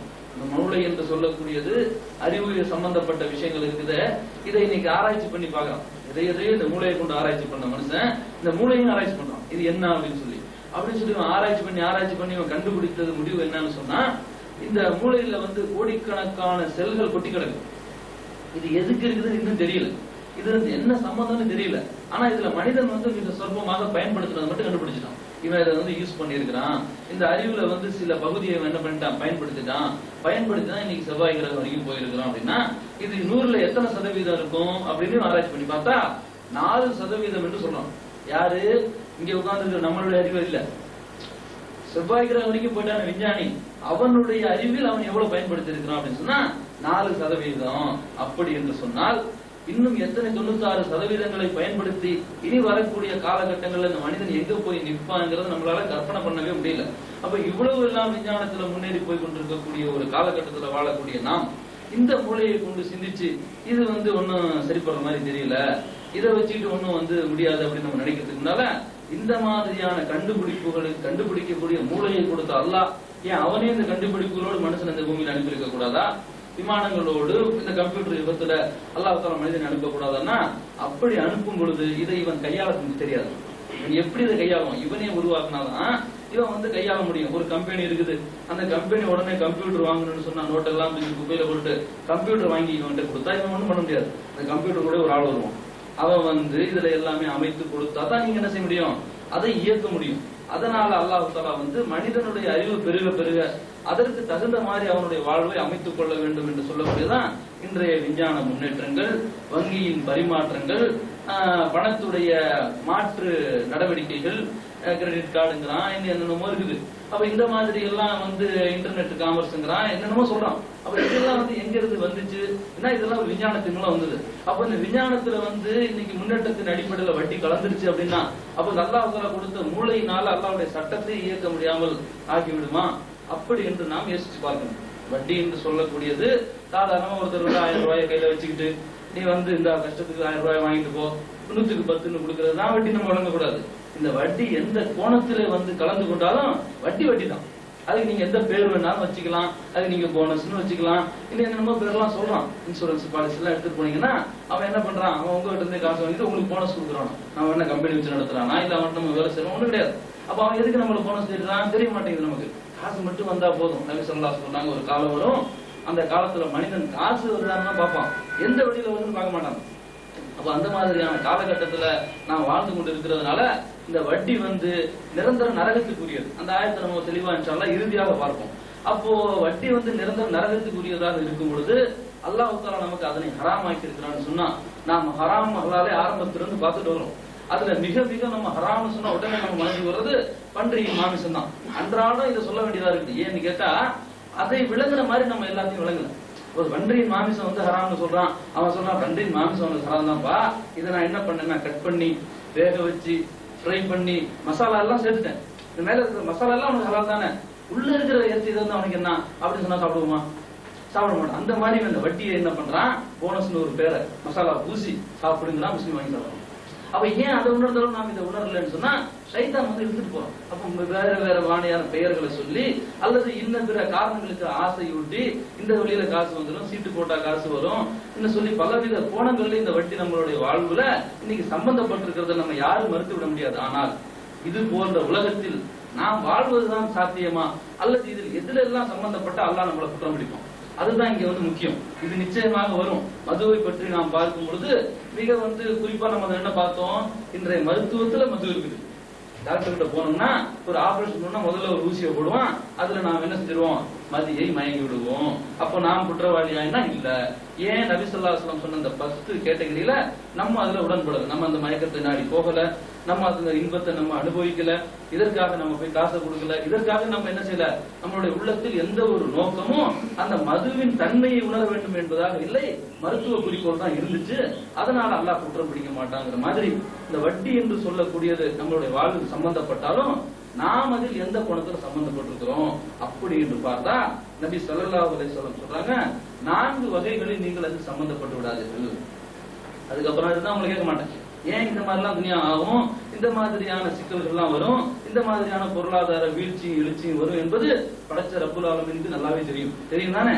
அப்போ அவன் வந்து எல்லாத்தையும் அறிந்து வச்சிருக்கிறதுனால நம்மளை குற்றம் பிடிச்சிருவானோ என்று சொல்லி நாம் மிகவும் தாழ்வு மனப்பான்மையோடு ஒரு சில இடங்கள்ல நிறுவனங்கள்ல வேலை செய்யும் போது தினமும் அஞ்ச வேண்டிய அவசியமோ அல்லது அதற்காக நாம் மிகவும் மனம் வருந்தி நம்ம காத்துது அல்லாஹ் நம்மளை மன்னிப்பானோ மாட்டானோ அப்படின்லாம் சொல்லி அல்லாஹ்வுடைய ரஹ்மத்துல நம்பிக்கை இருக்கிறதோ அல்லது இதையெல்லாம் அல்லாஹ் மன்னிச்சிருவான் அப்படின்னு சொல்லி தைரியமா துணிஞ்சு ஒரு சின்ன 100க்கு 10 தான் வாங்கக்கூடாது, 3 வாங்கினா தப்பு இல்லைன்னு சொல்லக்கூடிய மக்கள் என்ன செய்றாங்க, உலகத்துல இருக்கிறாங்க. அப்ப அது எப்படி என்பதை நம்ம பார்க்கணும். அப்ப நபி ஸல்லல்லாஹு அலைஹி வஸல்லம் வந்து சபிக்கிறாங்க, 4 விதமான மனிதர்களை வட்டியில சம்பந்தப்பட்டவங்களை சபிக்கிறாங்க நபி ஸல்லல்லாஹு அலைஹி வஸல்லம். அந்த யாரு அப்படின்னு கேட்டா ஆக்கிலர் ரிபா, யார் ஒருவன் வட்டியை வாங்கி சாப்பிடுறான், 100க்கு 10 இருக்கட்டும், 5 இருக்கட்டும், 2 1 இருக்கட்டும், அது குறைந்தபட்சமான பைசா அடிப்படையில தான் சரி, 100க்கு 10 பைசா வாங்கினாலும் அது வட்டி தான். அப்ப அந்த வட்டிக்கு என்னதான் அளவுகோல் அப்படின்னு பார்த்தோம்னா நபி ஸல்லல்லாஹு அலைஹி வஸல்லம் சொல்றாங்க, தங்கத்திற்கு தங்கத்தை பதிலாகவும், வெள்ளிக்கு வெள்ளியை பதிலாகவும், மணிக்கோதுமைக்கு மணிக்கோதுமை பதிலாகவும், தொழிற்கோதுமைக்கு தொழிற்கோதுமை பதிலாகவும் நீங்க வாங்கினீங்கன்னு சொன்னா அது வந்து உங்கள் மீது தவறு இல்ல. இன்னும் பேரிச்சம்பழம் இருக்குது, பேரிச்சம்பழத்துக்கு பதிலாக நீங்க பேரிச்சம்பழத்தை வாங்குனீங்கன்னா அதுவும் உங்களுக்கு வட்டி கிடையாது. ஆனால் இதை நீங்கள் விற்கும் பொழுதும் வாங்கும் பொழுதும் சம எடையில் விற்று சம எடையில் வாங்க வேண்டும். இப்ப நீங்க போய் ஒரு பொருளை போய் வாங்குறீங்கன்னு சொன்னா உடனே மாத்துறது. இப்ப நீங்க ஒரு 100 ரூபாய்க்கு ஒரு பொருளை கொடுத்துட்டு 100 ரூபாய்க்கான ஒரு பொருளை உடனே வாங்கினா இது நம்ம யாருமே வந்து உலகத்துல குற்றம் சொல்ல மாட்டோம். ஒரு கடைக்கு போறோம், ஒரு பொருளை 100 ரூபான்னு போட்டு வச்சிருக்கிறோம், நம்ம 100 ரூபாய் கொடுத்து தான் வாங்குவோம். அப்ப நம்ம 102 ரூபாய் கொடுத்து வாங்க மாட்டோம். ஆனா அதே சமயத்துல அவன் என்ன பண்றான் அப்படின்னு கேட்டா, இன்று வாங்கிட்டு நாளைக்கு திருப்பி கொடுக்குறது. அப்ப எப்படி அந்த கோதுமை இதுல நபி ஸல்லல்லாஹு அலைஹி வஸல்லம் சொல்றாங்க, நம்ம அரிசி வழக்கத்துல வச்சுக்குவோம், அரிசி சொன்னா நமக்கு வந்து விளங்கும். இன்னைக்கு வந்து ஒரு ரேஷன் கடையில தர்றான் அரிசி, இதனுடைய ரேட்டு என்ன 3 ரூபா 4 ரூபா அதிகபட்சம் 5 ரூபா. இதே பொன்னி அரிசி நீங்க போய் கடையில போய் வாங்கினீங்கன்னா 20 ரூபாய் கிலோங்கிறான். அப்ப 4ல ஒரு பங்கு தான் இது. இப்போ இவன் என்ன பண்றான் அப்படின்னு கேட்டா, ஒருத்தன் கஷ்டத்துல இருக்கும்போது அவனுக்கு இந்த ரேஷன் அரிசியை வந்து 1 கிலோ தர்றான், நாளைக்கு நீ திருப்பி கொடுக்கும்போது எனக்கு பொன்னி அரிசி கொடுக்கணும் அப்படின்னு சொன்னா இது வட்டிங்கிறாங்க நபி ஸல்லல்லாஹு அலைஹி வஸல்லம். நீ கடனா தான் கொடுத்து வாங்குற, நீ கொடுத்த பொருளை திருப்பி வாங்கு. இன்னைக்கு நீ ரேஷன் கடையில் அரிசி கொடுத்தனா நாளைக்கு திரும்ப வாங்குறது எதுவா இருக்கணும், ரேஷன் அரிசியா தான் இருக்கணும். நீ 18 கார்டு வாங்கினா 18 கார்டு தான் திருப்பி வாங்கணும். இன்னைக்கு 18 கொடுத்துட்டு நாளைக்கு 24 கொடு அப்படின்னா அது வட்டி அப்படின்னு நபி ஸல்லல்லாஹு அலைஹி வஸல்லம் சொல்றாங்க. காசா கொடுத்து வாங்கினா வட்டி கிடையாதுமா. அப்ப இந்த கோதுமையில நபி ஸல்லல்லாஹு அலைஹி வஸல்லம் சொல்றாங்க, இந்த வார் கோதுமை கொடுத்தா வார் கோதுமை வாங்கு, தொலி கோதுமை கொடுத்தா தொலி கோதுமை வாங்கு, ரேஷன் அரிசியை கொடுத்தா ரேஷன் அரிசி வாங்கு, பொன்னி அரிசியை கொடுத்தா பொன்னி அரிசி வாங்க. ஆனா இவன் கஷ்டத்துக்கு வந்து இந்த அரிசியை கொடுத்துட்டு மறுபடியும் அந்த அரிசியை வாங்குறது வந்து இது வந்து வட்டி சம்பந்தப்பட்டுரும். அதனால இது ஹராம் நபி ஸல்லல்லாஹு அலைஹி வஸல்லம் சொல்றாங்கன்னா இது எவ்வளவு ஒரு துல்லியமான மதிப்பீடு பாருங்க.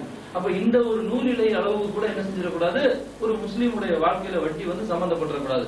இன்னும் வியாபாரத்தை பத்தி எந்த ஒரு வியாபாரமா இருந்தாலும் லாபம் ஈட்டி தருவதுதாங்க வியாபாரம். வியாபாரம்னால என்ன, ரூபாய்க்கு வாங்கிட்டு வந்து கஷ்டப்பட்டு 1000 ரூபாய்க்கு வித்தா அது வியாபாரம் தான். ஆனா நஷ்ட வியாபாரம், மறுநாள் அவர் இருக்க மாட்டாரு, அந்த வியாபாரமும் இருக்காது.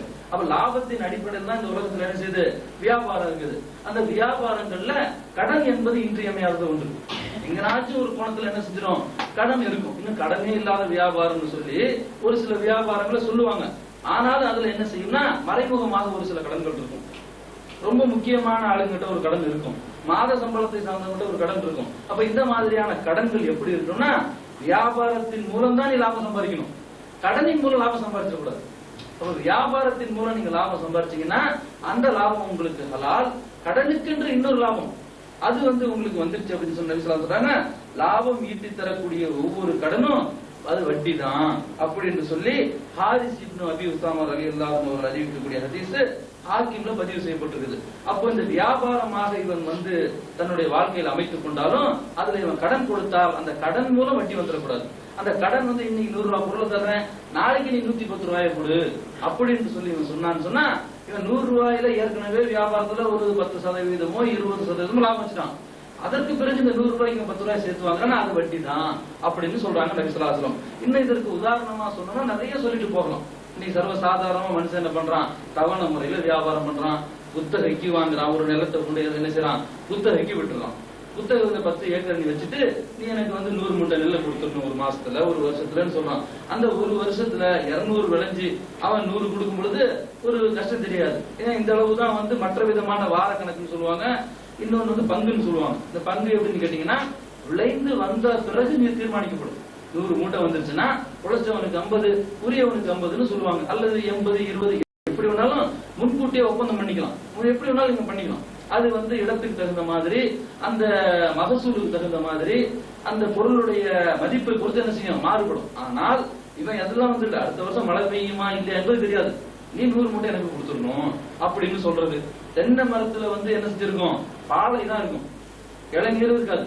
இந்த பாலையை வச்சுட்டு என்ன செய்யுது, இந்த மரத்தை நீ அடுத்த வருஷம் வர தேங்காய் எல்லாம் நீ எடுத்துக்க, எனக்கு நீ 100 ரூபாய் ஒரு வருஷத்துக்கு கொடுத்துரு அப்படின்னு சொல்றது. அப்ப 100 ரூபாய் இவன் கொடுத்துறான். அதுல 200 ரூபாய்க்குரிய தேங்காய் வரும்போது என்ன செய்யறான், அவனுக்கு நல்ல லாபம் கிடைச்சிருது, இவனுக்கு ரொம்ப கஷ்டமா போயிடுது, 100 ரூபாய் கொடுத்துட்டோங்க அப்படின்னு சொல்லி. இல்லாம அந்த பாலை என்ன செய்யும், உதுண்டு போகலாம். அப்போ அவன் நஷ்டவாளி ஆயிடுறான். அப்ப நீங்க அநியாயமா இதெல்லாம் அடையும் பொழுது இவையெல்லாம் வட்டியின் அடிப்படையில் உங்களுக்கு அமைஞ்சிடும். ஒருத்தர் கடனை நீங்க கொடுக்குறீங்க, இந்த கடனை கொடுக்கும்போது 1000 ரூபாய் ஒருத்தர் கஷ்டம் கொடுத்தா அவர் தூக்கி போயிட்டா என்ன பண்றது, அதுக்காக நீங்க என்ன செய்யலாம்னா ஒரு 1000 ரூபாய்க்கு சமமானதோ அல்லது அதற்கு அதிகமான உயர்ந்த மதிப்புள்ள ஒரு பொருளையோ நீங்க அடமானமா வாங்கி வச்சுக்கலாம். 10,000 ரூபாய் வேணுமா, இந்த வாங்கிட்டு போ, 15,000 ரூபாய் பெருமாள் இந்த டியூ எடுத்துட்டு போ, நீ காசு கொடுத்துட்டு வாங்கிட்டு போன்னு சொன்னா இது ஹராம் இல்லைங்கிறாங்க நபி ஸல்லல்லாஹு அலைஹி வஸல்லம். இந்த 15,000 ரூபாய் டியூ வச்சுட்டு நீ என்ன செய், 10,000 ரூபாய் வாங்கிட்டு போ, திரும்ப 10,000 ரூபாய் கொடுத்துட்டு நீ இதை என்ன செய், வண்டி எடுத்துட்டு போன்னு சொல்லலாம். ஆனா அவன் 10,000 ரூபாய் வாங்கிட்டு போனதுக்கு அப்புறம் இந்த வண்டி நீங்க ஓட்டினீங்கன்னா இது வட்டி அப்படிங்கிற நபி ஸல்லல்லாஹு அலைஹி வஸல்லம். அப்ப அவன் இந்த வண்டிக்காக வாடகை எங்க, ஒரு வண்டியை ஒரு ஆள் கொடுத்தா வாடகை தருவானா இல்லையா. இதே ஸ்டேஜ்ல இன்னொன்னு வருது. இது நம்மளுடைய மக்கள் மத்தியில பிரபல்யமாக சர்வ சாதாரணமாக கூடும் என்று ஒரு சில அறிஞர்களாக சொல்லப்பட்டது ஒத்திகை. வீடு என்ன செய்வாங்க அப்படின்னு கேட்டா, ஒருத்தர் 10 லட்ச ரூபாய் போட்டு வீட்டை கட்டிடுவாரு. உடனே இவர் அதுல வீடு கட்டும் போது 5 லட்ச ரூபாய் கொடுத்துருவாரு. கட்டிட்டு இருக்கும்போது இவர் பண்ணா வீடு கட்டுறாரு. கட்டி முடிச்சோன்னா இவர் போய் ஒரு சௌரியமா நடுவு பிளாட் வேணுமா மேல் பிளாட் வேணுமா இவர் போய் குடியிருந்துருவாரு. இவருக்கு வட்டியும் கிடையாது, இவருக்கு வாடகையும் கிடையாது, இப்படியே ஓடும். இவர் எப்ப காசை திருப்பி விடுறாரோ அப்ப இவர் வெளியில போயிடணும் அப்படின்னு ஒரு முறைய ஒத்தின்னு சொல்லுவாங்க. இன்னும் ஊர்ல என்ன சொல்லுவாங்க, ஒத்தி தான் இல்லையா. ஒரு சில ஊர்ல பேர் வித்தியாசம் நாளை கேட்டுட்டேன், புரியாது ஒரு சிலருக்கு. இந்த ஒத்தி என்று சொல்லக்கூடியது இன்னைக்கு நம்ம முஸ்லீம் மக்கள் கிட்ட சர்வ சாதாரணமா இருக்கு. இது ஹராம் இல்ல, நான் என்ன வட்டி வாங்கினேன், 5 லட்ச ரூபாய் கொடுத்தேன், வட்டி வாங்கவே இல்லையா, 5 வருஷம் ஆச்சு அப்படிமா.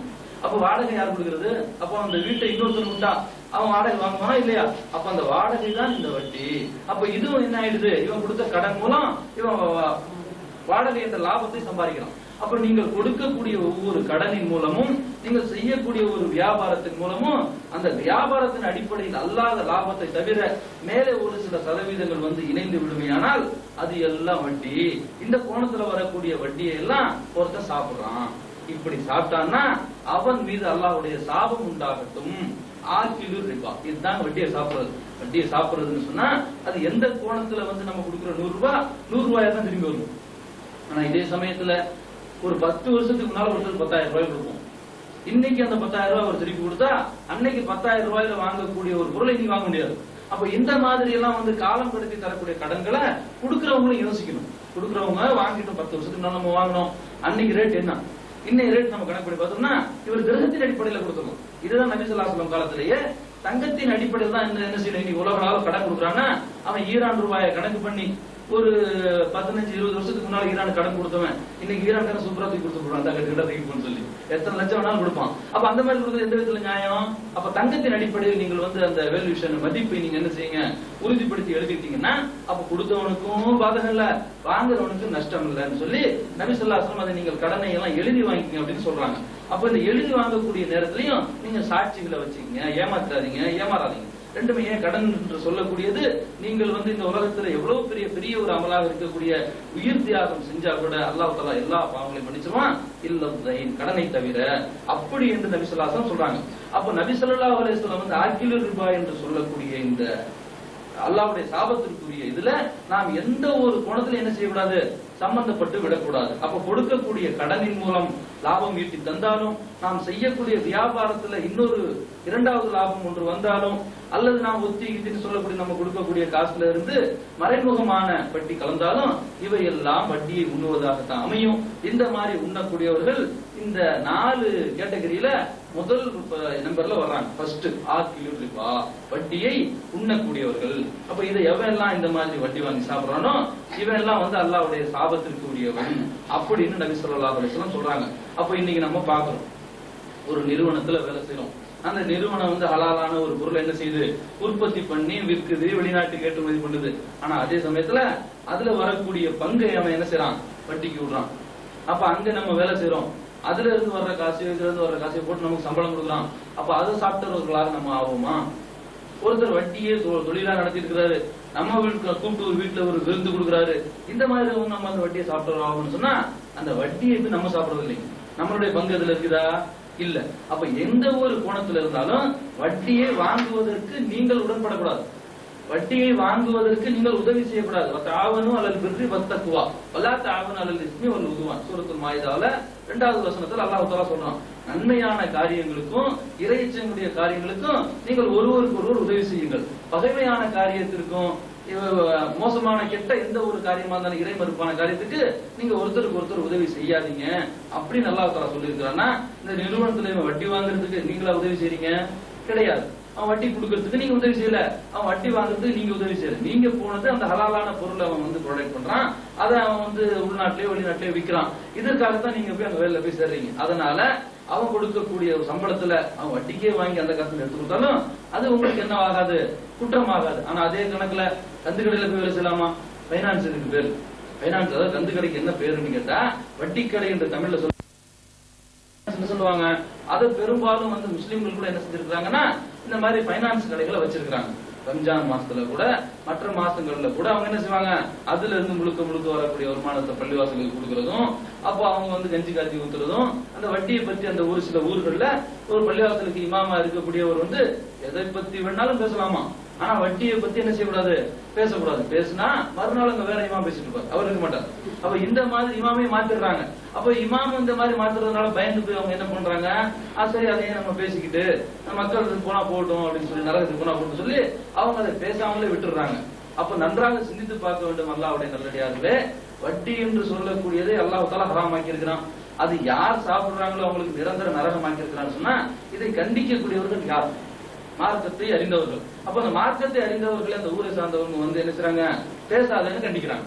அப்ப இந்த மக்களை வந்து இந்த அளவு திசை திருப்புவது என்னன்னு கேட்டா பேராசை. உலகத்துல 999 பிசினஸ் எடுத்தீங்கன்னா அதுக்கப்புறம் தான் இந்த வட்டி வரும்.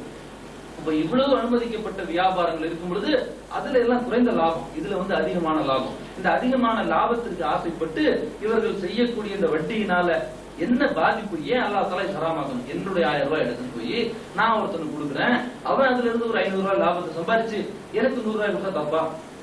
இது என்னங்க தப்பு இருக்குது? நான் ஒருத்தனுக்கு போய் 1000 ரூபாய் கொடுக்குறேன், அதன் மூலம் அவன் வியாபாரம் பண்றான், அதுல 500 ரூபாய் லாபத்தை சம்பாதிக்கிறான், அவன் 400 ரூபாய் எடுத்துட்டு எனக்கு 100 ரூபாய் தர்றான், அவன் மேலோட்டமா பார்க்கும்போது இது ஒன்றும் தப்பு இல்லையே அப்படின்னு நமக்கு படும். ஆனா அல்லாஹ் ரப்பல் ஆலமீன் அந்த மாதிரி 1000 ரூபாய் கொடுத்து 500 ரூபாய் சம்பாதிக்கிறதுலயும் வந்து பிரச்சனை இருக்குது, அதுலயும் மக்களுக்கு பாதிப்பு இருக்கு. ஆனா அல்லாஹ் அதை பார்க்கல. இந்த வட்டியினால பாதிக்கப்படுறானே ஒரு மனுஷன் இருக்கலாம், இப்ப என்கிட்ட ஒரு 90,000 ரூபாய் இருக்குது, ஒரு 10,000 ரூபாய் கடனா கொடுங்க, 1 லட்ச ரூபாய் டெபாசிட் பண்ணணும் அப்படின்னு வந்து நான் கடன் கேட்பேனா? கேட்க மாட்டேன். நான் எப்போ கடன் கேட்பேன்? என்னுடைய வருமானமும் என்னுடைய செலவும் சமமான முறையில் ஓடிட்டு இருக்கும்போது திடீர்னு என்னுடைய குடும்பம் ஒரு பாதிப்புக்குள்ளாகும், திடீர்னு எனக்கு ஒரு அவசிய தேவை ஏற்படும், அல்லது என்னுடைய வியாபாரத்துல ஒரு பாதிப்பு ஏற்படும். அப்போ எனக்கு ஒரு 10,000 ரூபாய் தேவைப்படும் பொழுது, அப்போ வந்து மனிதாபிமானத்தின் அடிப்படையில அல்லாஹ் தஆலா உங்களுக்கு கொடுத்திருக்கிற செல்வத்துல ஒரு பகுதியை வந்து ஒரு 10,000 ரூபாய் கடன் கொடுங்க நான் கேட்கும் பொழுது, வட்டியாக எவ்வளவு தருவாய் அப்படி என்று ஒருத்தன் கேட்கிறான்னா இது எந்த விதத்துல நியாயம்?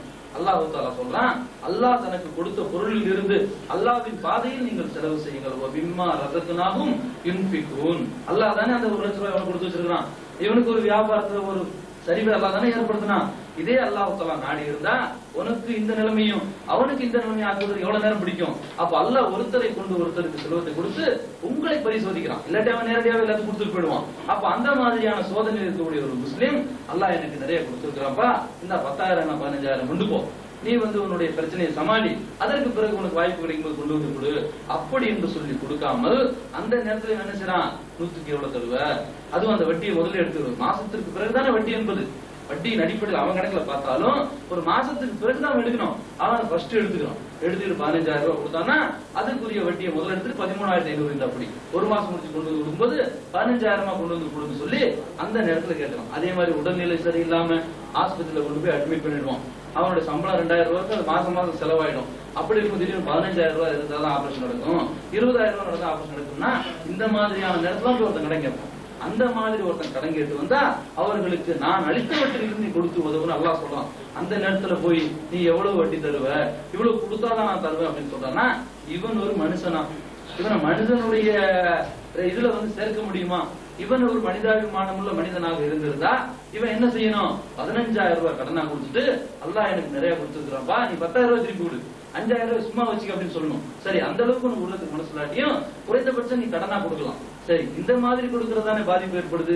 வியாபாரிக்கு கொடுக்கறது எந்த கோணத்துல பாதிப்பு ஏற்படுது அப்படின்னு கேட்டா, ஒருத்தன் 1000 ரூபாய் உங்ககிட்ட கடனா வாங்கி போய் ஒரு வியாபாரம் பண்ணானா அவன் 1,200 ரூபாய்க்கு விற்கும் பொழுது 200 ரூபாய் அவனுக்கு லாபம் கிடைக்கும். ஒரு பொருளை ஒரு காய்கறி வியாபாரிங்க காய்கறியை வாங்கிட்டு வந்து அன்றாடம் பெரிய மார்க்கெட்டுக்கு வாங்கிட்டு தெருவில் விற்கிறான்.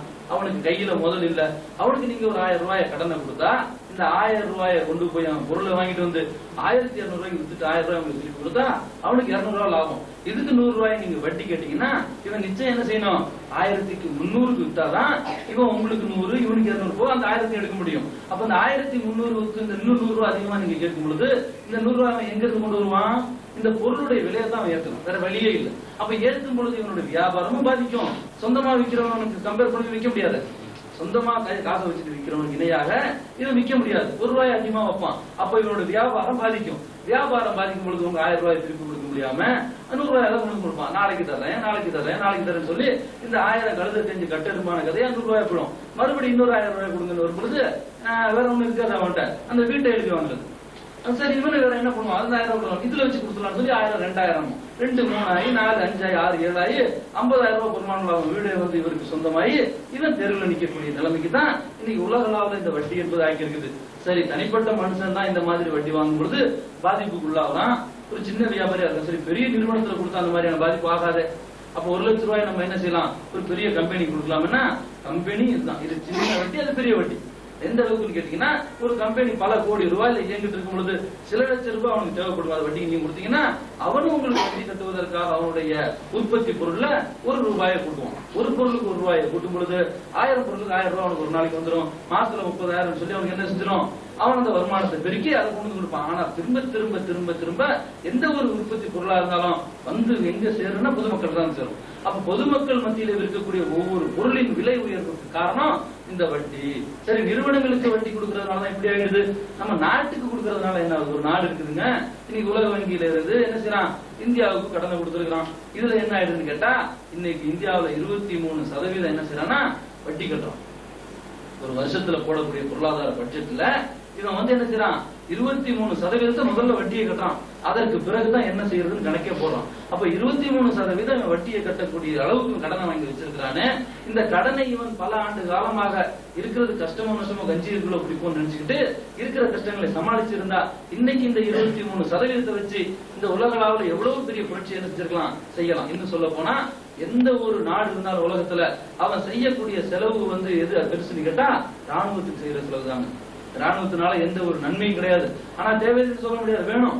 ஆனா அதே சமயத்துல அவ்வளவு பெரிய செலவிற்கு சமமாக இன்னைக்கு இந்த வட்டி வந்து இந்தியாவில் நிக்குதுன்னா, அப்ப இதே அளவிற்கு இவன் வந்து இன்னொரு ராணுவத்தை என்ன செய்யலாம், பயன்படுத்தலாம். இந்த வட்டிக்கு மட்டும் இவன் கொடுக்காம இருந்தா இதே பொருளாதார இவ்வளவு ராணுவத்தை என்ன செய்யலாம், அவன் மறுபடி செட் பண்ணலாம். அப்படி செட் பண்ணும் பொழுது வேற விதமான லாபம் இருக்குதோ இல்லையோ, பெரும்பான்மையான இளைஞர்களுக்கு வேலை கிடைக்குமா கிடைக்காதா?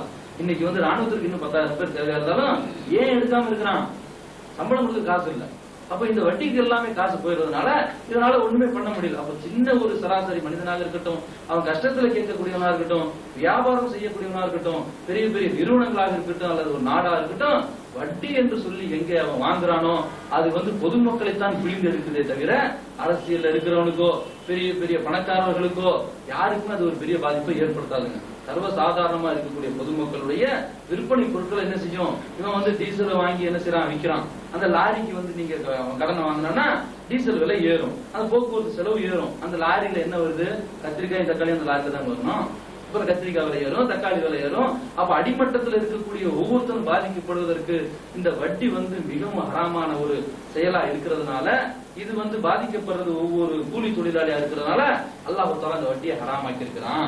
நபி ஸல்லல்லாஹு அலைஹி வஸல்லம் இதை யார் வாங்கி சாப்பிடுறானோ அவனை சபித்து இருக்கிறாங்கன்னு சொன்னா இது எவ்வளவு ஒரு நியாயமான சபித்தல் என்றும் இது எவ்வளவு நியாயமான ஹராமான வட்டி என்றும் நாம் சிந்திச்சு பார்க்கணும். சரி, இப்படி இருக்கக்கூடிய வட்டியை நாம் ஒருத்தன் வாங்காம இருக்கிறதுனால அழிஞ்சிருமா?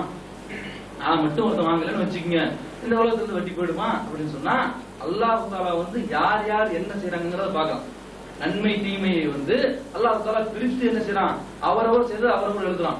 அவன் வாங்குற வட்டியை உங்ககிட்ட கேட்க மாட்டான். வலா தஜ்ரு வாஜிரத்துன் விஜ்ர உக்ரா, ஒருவருடைய பாவ சுமை ஒருவர் என்ன செய்ய முடியாது, சுமக்க முடியாது. அப்ப உங்கள் மீது பாவம் இல்லாமல் நீங்கள் சுத்தமடையும் என்பதற்காக அல்லாஹ் தஆலா என்ன சொல்றான் அப்படின்னா, யா அய்யுஹல்லதீன ஆமனு தக்குல்லாஹ், விசுவாசம் கொண்டவர்களே நீங்கள் அல்லாஹ்வை அஞ்சுங்கள்.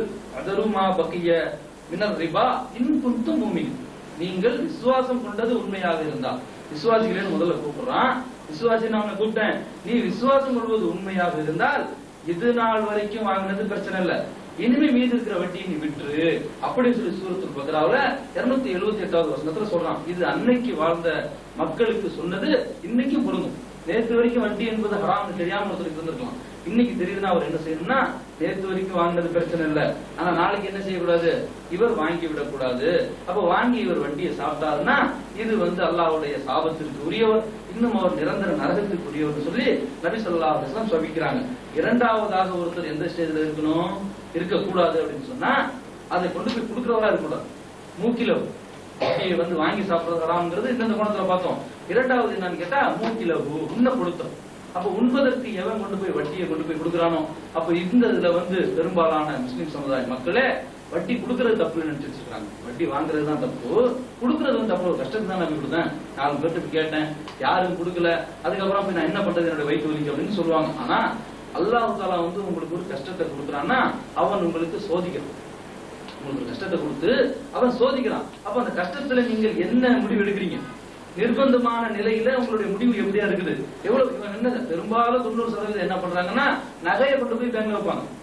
ஏன் நகையை கொண்டு போய் பேங்க்ல வச்சாதான் காசு கிடைக்குமா, வித்தா அதை விட அதிகமா கிடைக்குமா? அப்ப விக்கிறதுக்கு போறது இல்ல. அப்ப இவன் சோதனையில என்ன செய்யறான், வீழ்ந்துடுறான். அல்லாஹ் தஆலா சொல்றான், வல நபுலுவன்னக்கும் பிஷையின் மினல் கௌஃபி வல்ஜு வநக்ஸின் மினல் அம்வாலி வஸ்ஸமராத் வபஷ்ஷிரிஸ் சாபிரீன். உங்களுக்கு மூமின்களுக்கு என்ன செய்வான் அல்லாஹ் தஆலா, பொறுமையை எப்படி இருக்குதுன்னு டெஸ்ட் பண்றதுக்காக அவர்களுடைய விளைநிலங்கள்ல கொஞ்சம் குறைச்சி அவர்களுக்கு பசியை கொடுத்து அல்லது ஒரு பயத்தை கொடுத்து அல்லது ஒரு நோயை கொடுத்து அல்லது ஒரு உயிரை போக்கி என்ன செய்வான், டெஸ்ட் பண்ணுவோம். அப்படி டெஸ்ட் பண்ணும் பொழுது யார் பொறுமையோடு இருக்கிறார்களோ அவர்களுக்கு நபியை நீங்கள் நற்செய்தி சொல்லுங்கள். வபஷ்ஷிரிஸ் சாபிரீன்.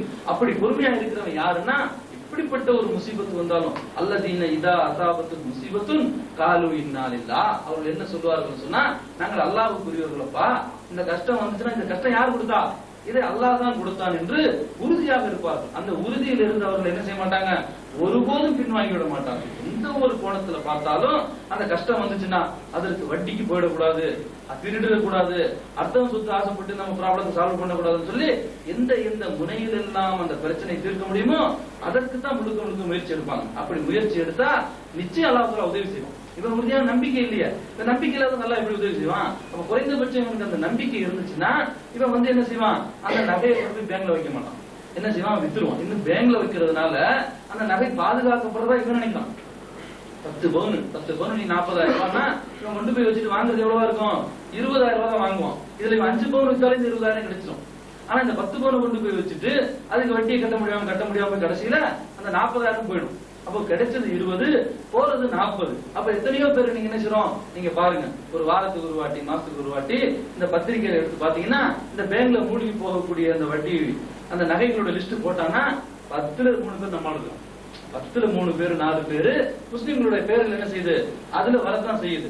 அப்ப இவன் போய் ஏன் வைக்கிறான் அப்படின்னு கேட்டா, இதை கேட்டா ஒரு சிலர் சொல்றாங்க, நம்ம நகையா இருந்தா பரவாயில்ல, அடுத்தவன் நகையை போய் எப்படி விற்கிறது, மூழ்கி போச்சு, இப்ப என்ன பண்ணுவா? நகை என்பதுதான் ஒரு மனுஷன் இருக்குன்னா வேற ஒரு குடத்துல மட்டும் ஒரு சொத்து இருக்கும், ஏதேனும் ஒரு பொருள் இருக்கும். ஒரு சகாபி பிச்சை எடுத்துட்டு வர்றாரு, வட்டி கேட்டு வரல, கடன் கேட்டு வரல, பிச்சை எடுக்கிறாரு இழிநிலை. அப்ப இந்த பிச்சை எடுத்து வரக்கூடிய ஒரு நபி ஸல்லல்லாஹு அலைஹி வஸல்லம் கூப்பிட்டு, ஏன்பா அவனுக்கு இந்த நிலைமை, ஏன் பிச்சை எடுக்கணும், பிச்சை எடுக்கிறது கூடாது, பிச்சை எடுக்கிறது ஹராம். 3 பேரை தவிர எவன் ஒருத்தன் இனிமே சம்பாதிக்கிறதுக்கே முடியலையோ, கை போச்சு, கால் போச்சு, தீர முடியாத நோய் வந்துச்சு, நகர முடியல, இருந்த இடத்துல கிடக்குறான்னா அவன் பிச்சை எடுக்கலாம். ஏன் அவனுக்கு வேற வழி இல்லையே, அவன் எடுக்கலாம். கடனை வாங்கிட்டான், அன்றாட 10 ரூபா சம்பாதிக்கிறான், 10 ரூபா சாப்பாடு சரியா போகுது, 1000 ரூபாய் கடன் இருக்கு, எப்படி அடைக்கிறது? இது வேற என்ன செய்யணும், பிச்சை எடுத்தாச்சும் அடைக்கணும். ஏன், இறந்த பிறகு மன்னிக்க முடியாத ஒரு குற்றமா இருக்கிறதுனால அது நீ பிச்சை எடுத்தாச்சு என்ன செய், அந்த கடனை அடைச்சிரு. 3வதாக கொலை பண்ணிட்டான், அறியாமையில கொலை பண்ணிட்டான்னா அதுக்கு நஷ்ட ஈடு கொடுக்கணும். எங்க கொடுப்பான், இருந்தா கொடுக்கலாம், இல்லாட்டி பிச்சை எடுத்தாச்சும் கொடுக்கணும். ஏன் அது கொடுக்கலன்னா கொலை குற்றமா போயிடும். அப்ப இந்த 3 நிலையை தவிர பிச்சை எடுக்க கூடாது. அதனால உங்க வீட்டுல என்ன இருக்குன்னு கேக்குறாங்க. அவர் 10 பவுன் நகை இருக்குன்னு சொன்னாரா, ஒட்டக தோல் ஒண்ணுதான் இருக்கலாம். அவர் வீட்டுல இருக்கிற பொருளை என்னன்னு கேட்டீங்கன்னா ஒரு ஒட்டகத்துடைய ஒரு தோல், அதுல குளிருக்கு ஆடையாக நாங்கள் அதை பயன்படுத்துவோம் ஒரு பகுதியை அப்படின்னு சொல்றாரு. அப்ப குளிர்காலம் வர்ற வரைக்கும் அந்த ஆடை இல்லாட்டி குளிர் தாங்க முடியாது, அதையே எடுத்துட்டு வாங்குறாங்க நபி ஸல்லல்லாஹு அலைஹி வஸல்லம். குளிர்காலம் வரும்போது பாத்துக்கலாம், அப்போ நீ போத்திக்கிறதுக்கு என்ன செய்வான், அதுக்கு அல்லாஹ் தஆலா வேற கொடுப்பான், இப்ப எடுத்துட்டு வா, அடுத்த மாசம் ஒரு கல்யாணம் இருக்கும், அதுக்கு போடுறதுக்கு நகை இல்லைன்னு சொல்லிட்டு என்ன செய்வாங்க, அந்த நகையை விற்க மாட்டாங்க. அப்ப நபி ஸல்லல்லாஹு அலைஹி வஸல்லம் என்ன கற்றுக் கொடுக்குறாங்கன்னா, அப்ப அல்லாஹ்வை அவருடைய தூதரை ஏற்றுக்கொண்டதாக நாம் எப்படி சொல்ல முடியுங்க? அல்லாஹ்வுடைய தூதரை எந்த ஒரு கஷ்டத்துல நம்ம பின்பற்றணும். சொகுசுல பின்பற்றது ஒன்றும் கஷ்டம் இல்ல. நபி ஸல்லல்லாஹு அலைஹி வஸல்லம் ஒட்டகத்துல உட்கார்ந்து போனாங்கன்னா நான் உட்கார்ந்து போறேன்னு போயிடலாம். நபி ஸல்லல்லாஹு அலைஹி வஸல்லம் 3 நாள் பட்டி கிடந்தார்கள், அப்படி பட்டி கிடக்கு, அதான் வணக்கம். அப்ப சொகுசுல பின்பற்றது ஒரு பெரிய கஷ்டம் கிடையாது, அது ஒரு வணக்கமும் கிடையாது. வணக்கம் என்று சொல்லக்கூடியதுன்னா சிரமங்களை மேற்கொள்ளணும். சிரமங்களே அவன் என்ன செய்யணும், உறுதியான அசைக்க முடியாத நம்பிக்கை இருக்கணும். அப்ப அது நபி ஸல்லல்லாஹு அலைஹி வஸல்லம் ஒட்டகத்தோட எடுத்துட்டு வா, வேற என்ன இருக்கு, ஒரு பாத்திரம் ஏதோ ஒண்ணு இருக்கு, அதையும் தூக்கிட்டு வாங்க. 2ஐயும் தூக்கிட்டு சபையில நபி ஸல்லல்லாஹு அலைஹி வஸல்லம் சொல்றாங்க, இதை யார் ஏலத்துக்கு எடுத்துக்கிறது அப்படின்னா யார் வாங்குவா, அது ஒண்ணுமே ஒரு மதிப்பு இல்ல. சரி, அவருக்கு உதவியா இருக்குன்னு சொல்லி ஒருத்தர் 1 வெள்ளி தர்றாங்க. அப்புறம் கேட்கிறாங்க, யார் இதை அதிகப்படுத்தி தரக்கூடியவர், அதுக்கு ஒண்ணு சத்தத்தை காணும். அதுக்கப்புறம் ஒருத்தருக்கு நான் 2 வெள்ளி தர்றேன், இதுக்கு மேல போகாது. உடனே நபி ஸல்லல்லாஹு அலைஹி வஸல்லம் 2 வெள்ளியை வாங்கிட்டு இந்த ஒட்டகத்தோலை இதையும் கொடுத்துடுறாங்க. அடமானமா இல்ல, வித்துறாங்க. அப்போ இதை அடமானமா கூட வைக்கலாம், அடமானத்துக்கு ஒண்ணும் கிடைக்காது, அது வேற பிரச்சனை. ஆனாலும் நபி ஸல்லல்லாஹு அலைஹி வஸல்லம் வித்துறாங்க. வித்துட்டு 2 வெள்ளியை கொடுத்து இந்த 1 வெள்ளிக்கு தாடித்தை வாங்கி வீட்டுல கொடு. இது கதை இல்லைங்க. ஒரு சில வசனங்களை, ஒரு சில ஹதீசுகளை கேட்கும் பொழுது நம்ம மறுபடியும் ஞாபகப்படுத்திக்கணும், இது அல்லாஹ்வுடைய தூதர் சொன்னது. அல்லாஹ்வுடைய தூதர் நமக்கு சொன்னா அது நமக்கு விதிக்கப்பட்ட சட்டம். நாம் ஒரு கஷ்டத்துல பின்பற்றக்கூடிய ஒரு வழிமுறை. சுன்னத்துனா என்ன, வழிமுறை. அப்ப நபி ஸல்லல்லாஹு அலைஹி வஸல்லம் சொன்ன இந்த ஹதீஸை நாம் கேட்டோம்னா, இந்த மாதிரி நமக்கு ஒரு கஷ்டம் வந்துச்சுன்னா நம்ம வீட்டுல இருக்கிற பொருளை விற்கணும் அப்படின்ற படிப்பினை நமக்கு வரலன்னா, நம்ம லா இலாஹா இல்லல்லாஹ் முஹம்மது ரசூலுல்லாஹ் என்று சொன்னதற்கோ, அல்லது ரமலான் மாதத்துல நாம் நோன்பு நோற்றதற்கோ, அல்லது அன்றாடம் என்று தொழுவதற்கோ, இங்க அமர்ந்து மார்க்கத்தை அறிந்து கொள்வதிலோ எந்த ஒரு நன்மை நாம் மறுமையில் அடைய முடியாது. இதை நாம் என்ன செய்யணும், நடைமுறைப்படுத்தணும். நமக்கு கஷ்டம் வந்தா நம்ம வீட்டுல இருக்கிற பொருளை விற்கணும், அல்லது நம்ம வீட்டை விற்கணும், அல்லது அதிகபட்சமாக நாம் தெரிந்தவர்களுக்கு மன்றாடி கடனை கேட்கணும். இல்லாத பட்சத்துல தான் நீங்க என்ன செய்யணும், வேற வகைக்கு நீங்க போகணும். அல்லது அந்த நிலையிலும் போயிடுச்சுன்னா யார் பொறுப்பு? அல்லாஹ் என்னுடைய மகளுக்கு உடல்நிலை சரியில்லை, இருதய ஆபரேஷன் பண்ணணும், 1 லட்சம் ரூபாய், இதற்கு சக்தி நீ எனக்கு தரல, நீ எடுத்துட்டு என் மகளை, எனக்கு தேவையில்லை. அந்த நிலை நீ எனக்கு வைக்கலையே, 1 லட்சம் ரூபாய் வழி இல்லை, எனக்கு விற்கிறதுக்கு வீடு இல்ல, வாங்குறதுக்கு கடன் இல்ல, கொடுக்கறதுக்கு நாதி இல்ல, ஹராமான வட்டிக்கு வாங்க சொல்றியா, நான் வாங்க மாட்டேன், நீ வேணா இந்த குழந்தை எடுத்துக்க. அப்படின்ற ஒரு நிலை எப்போ வருதோ அவன் தாங்க மூமின். அப்ப இந்த அசைக்க முடியாத நம்பிக்கை நமக்கு எத்தனை பேர் வருது? விசா வந்தோன்னா போய் கடனை வாங்கிடும், வட்டிக்கு போய் கொண்டு போய் பொருளை கொண்டு போய் என்ன செய்யறோம்? அடமானத்தை வச்சிடறோம், நகையை கொண்டு போய் வச்சு சாதாரணமாக கேட்டா நம்ம என்ன வட்டியா வாங்குறோம்? கஷ்டத்துக்கு வைக்கதான செஞ்சோம். நல்லா இருந்தா போய் வைப்போம். நல்லா இருந்தா ஏன் வைக்கிற? நல்லா இருந்தா யாரும் வைக்க மாட்டாங்க. கஷ்டத்துல தான் எல்லாரும் வைக்கிறாங்க. கஷ்டத்திலும் கூடாது இந்த மாதிரி கஷ்டத்தை. அப்ப அல்லாஹ் சொல்றான், வலன குருவன்னக்கும் விஷயம்னு சொல்றான். உங்களுக்கு கஷ்டத்தை கொடுப்போம், உங்களுடைய உயிரை என்ன செய்வோம்? பறிப்போம், ஒரு நோயை கொடுப்போம், பசி கொடுப்போம், சோதிப்போம்னா நான் வட்டிக்கு வாங்கி தீர்த்துக்கோ, நீ என்ன சோதிக்கிறதுங்கிற மாதிரி இருக்கு. நான் வட்டிக்கு வாங்கி என்ன செய்வேன்? பிரச்சனையை சால்வ் பண்ணிக்குவேன், நீ என்ன சோதிக்கிறது அப்படின்னு அல்லாஹ்வை எதிர் கேள்வி கேட்கிற மாதிரி இருக்கு. அப்ப நபி ஸல்லல்லாஹு அலைஹி வஸல்லம் சொல்றாங்க, இந்த 2 வெள்ளியில ஒரு வெள்ளி கொண்டு போய் என்ன செய்? வீட்டுல தானி வாங்கி கொடுத்து ஒரு வெள்ளிக்கு ஒரு கோடாரியை வாங்கிட்டு அப்படிங்கிறாங்க. அந்த ஒரு கோடாரியை வாங்கிட்டு வந்த உடனே நபி ஸல்லல்லாஹு அலைஹி வஸல்லம் தம்முடைய கையாலே அதற்கு குடியை போட்டு இதை கொண்டு போய் நீ பயன்படுத்தி விறகு வெட்டி வித்து உன்னுடைய குழப்பம் நடத்திக்க அப்படின்னு சொல்றாங்க. அப்ப இவர் போய் ஒரு 15 நாளுக்கு அப்புறம் 4 வெள்ளி 5 வெள்ளின்னு சொல்லி 12 வெள்ளி வரைக்கும் சம்பாரிச்சு அவர் வர்றாரு. அப்ப நபி ஸல்லல்லாஹு அலைஹி வஸல்லம் சொல்றாங்க, நீ பிச்சை எடுத்திருந்தா இப்படிதான் இருந்திருக்கணும். பிச்சை எடுக்கிறது எவ்வளவு ஒரு மோசமான நிலைமை. இந்த பிச்சை எடுக்கிறதுனால ஒருவர் உனக்கு தர்றேன்னு சொல்லலாம், இல்லை என்று மறுக்கலாம். விறகு கட்டை கொண்டு வந்து போட்டுட்டு இல்லன்னு யாராவது சொல்லுவாங்களா? ஒரு சின்ன ஒரு கதை, நான் ஏதோ ஒரு புக்ல படிச்ச கதை ஒண்ணு ஞாபகத்துக்கு வருது. அதுல ஒரு மனுஷன் என்ன பண்றான்னா, ஒரு இளைஞன் பிச்சை எடுத்துட்டு வரலாம். இத கரெக்டா இந்த ஹதீஸ் அப்படியே வந்து மொழிபெயர்த்த மாதிரி இருக்குது. இந்த ஹதீஸுக்கு தப்சீர் பண்ண மாதிரி இருக்குது. ஒருத்தர் பிச்சை எடுத்துட்டு வரலாம். இந்த பிச்சை எடுத்துட்டு வந்தவன் வந்து பிச்சை கேட்கறான். பிச்சை கட்டணும் ஒருத்தர் சொல்றாரு, கொஞ்ச நேரம் பொறுப்பா நான் உள்ள போய் எடுத்துட்டு வரேன்னு சொல்லிட்டு உள்ள போய் உட்காந்துறாரு. ரொம்ப நேரம் கழிச்சு மறுபடியும் திரும்பி வந்துட்டு இல்ல போ அப்படிங்கிறாரு. இதை வந்து முதல்ல சொல்றாரு, இல்லன்னா இல்ல அப்படின்னு சொல்லிட்டு அவர் வந்து என்ன செய்யறாரு? நடக்க போறாரு. சரி சரி நீ கோச்சிக்காத, நீ வந்து நான் என்ன ஒரு வேலையை தர்றேன், அதை செய்ய, அதுக்கப்புறம் காசு தரேன் அப்படிங்கிறாரு. என்னன்னா அந்த வீட்டுல அந்த கடைசியில இருந்து இது வரைக்கும் இருக்கிற குப்பையை கிளீன் பண்ணிட்டு நான் உனக்கு ₹1 தர்றேன் அப்படின்னா சரி இப்ப தருவாருன்னு சொல்லிட்டு இவன் எல்லாத்தையும் கிளீன் பண்றான். கிளீன் பண்ணிட்டு வந்தோன்னே இல்ல போ அப்படின்றாரு. ஒன்னு கோபம் வருது. ஏன் என்ன நினைச்சுக்கிட்ட? முதல்ல நிக்க வச்சு இல்லன்னு சொன்னேன், சரி பிச்சைதான்னு சொல்லி நான் கவனம் போக பார்த்தேன், மறுபடியும் இந்த வேலையை வாங்கிட்டு நீ இல்லன்னு சொல்றியா அப்படின்னு சொன்னா, இதுதான் வந்து உனக்கு நான் பாடம் போட்டுறதுக்காக சொன்னேன். ஆரம்பத்துல நான் இல்லன்னு சொன்னேன், அப்ப நீ என் மேல கோச்சிக்கல, இப்போ இல்லன்னு சொன்னா ஏன் கோச்சிக்கிற? அப்போ இந்த மாதிரியான ஒரு வேலையை நீ செஞ்சேன்னா இல்லை என்று உன்னை யாரு சொன்னா நீ எதிர்த்து கேட்கலாம். பிச்சை இல்லன்னு சொன்னா நீ ஒன்னும் சொல்ல முடியாது. அப்ப நபி ஸல்லல்லாஹு அலைஹி வஸல்லம் இதே தான் சொல்றாங்க, நீ பிச்சை கேட்டு போகும் பொழுது ஒரு விரும்பினால் கொடுக்கலாம், இல்லை என்றாலும் மறுக்கலாம், நீ ஒண்ணும் செய்ய முடியாது. ஆனா நீ வேலை செஞ்சா என்ன செய்ய முடியாது? யாரும் மறுக்க முடியாது. இந்த கோடாரியை கொண்டு போய் நீ ஒரு கட்டு விறகு கொண்டு வந்து என்ன விலைக்கு வாங்கிக்கிறீங்கன்னு சொன்னா ₹10ங்கிறாரு.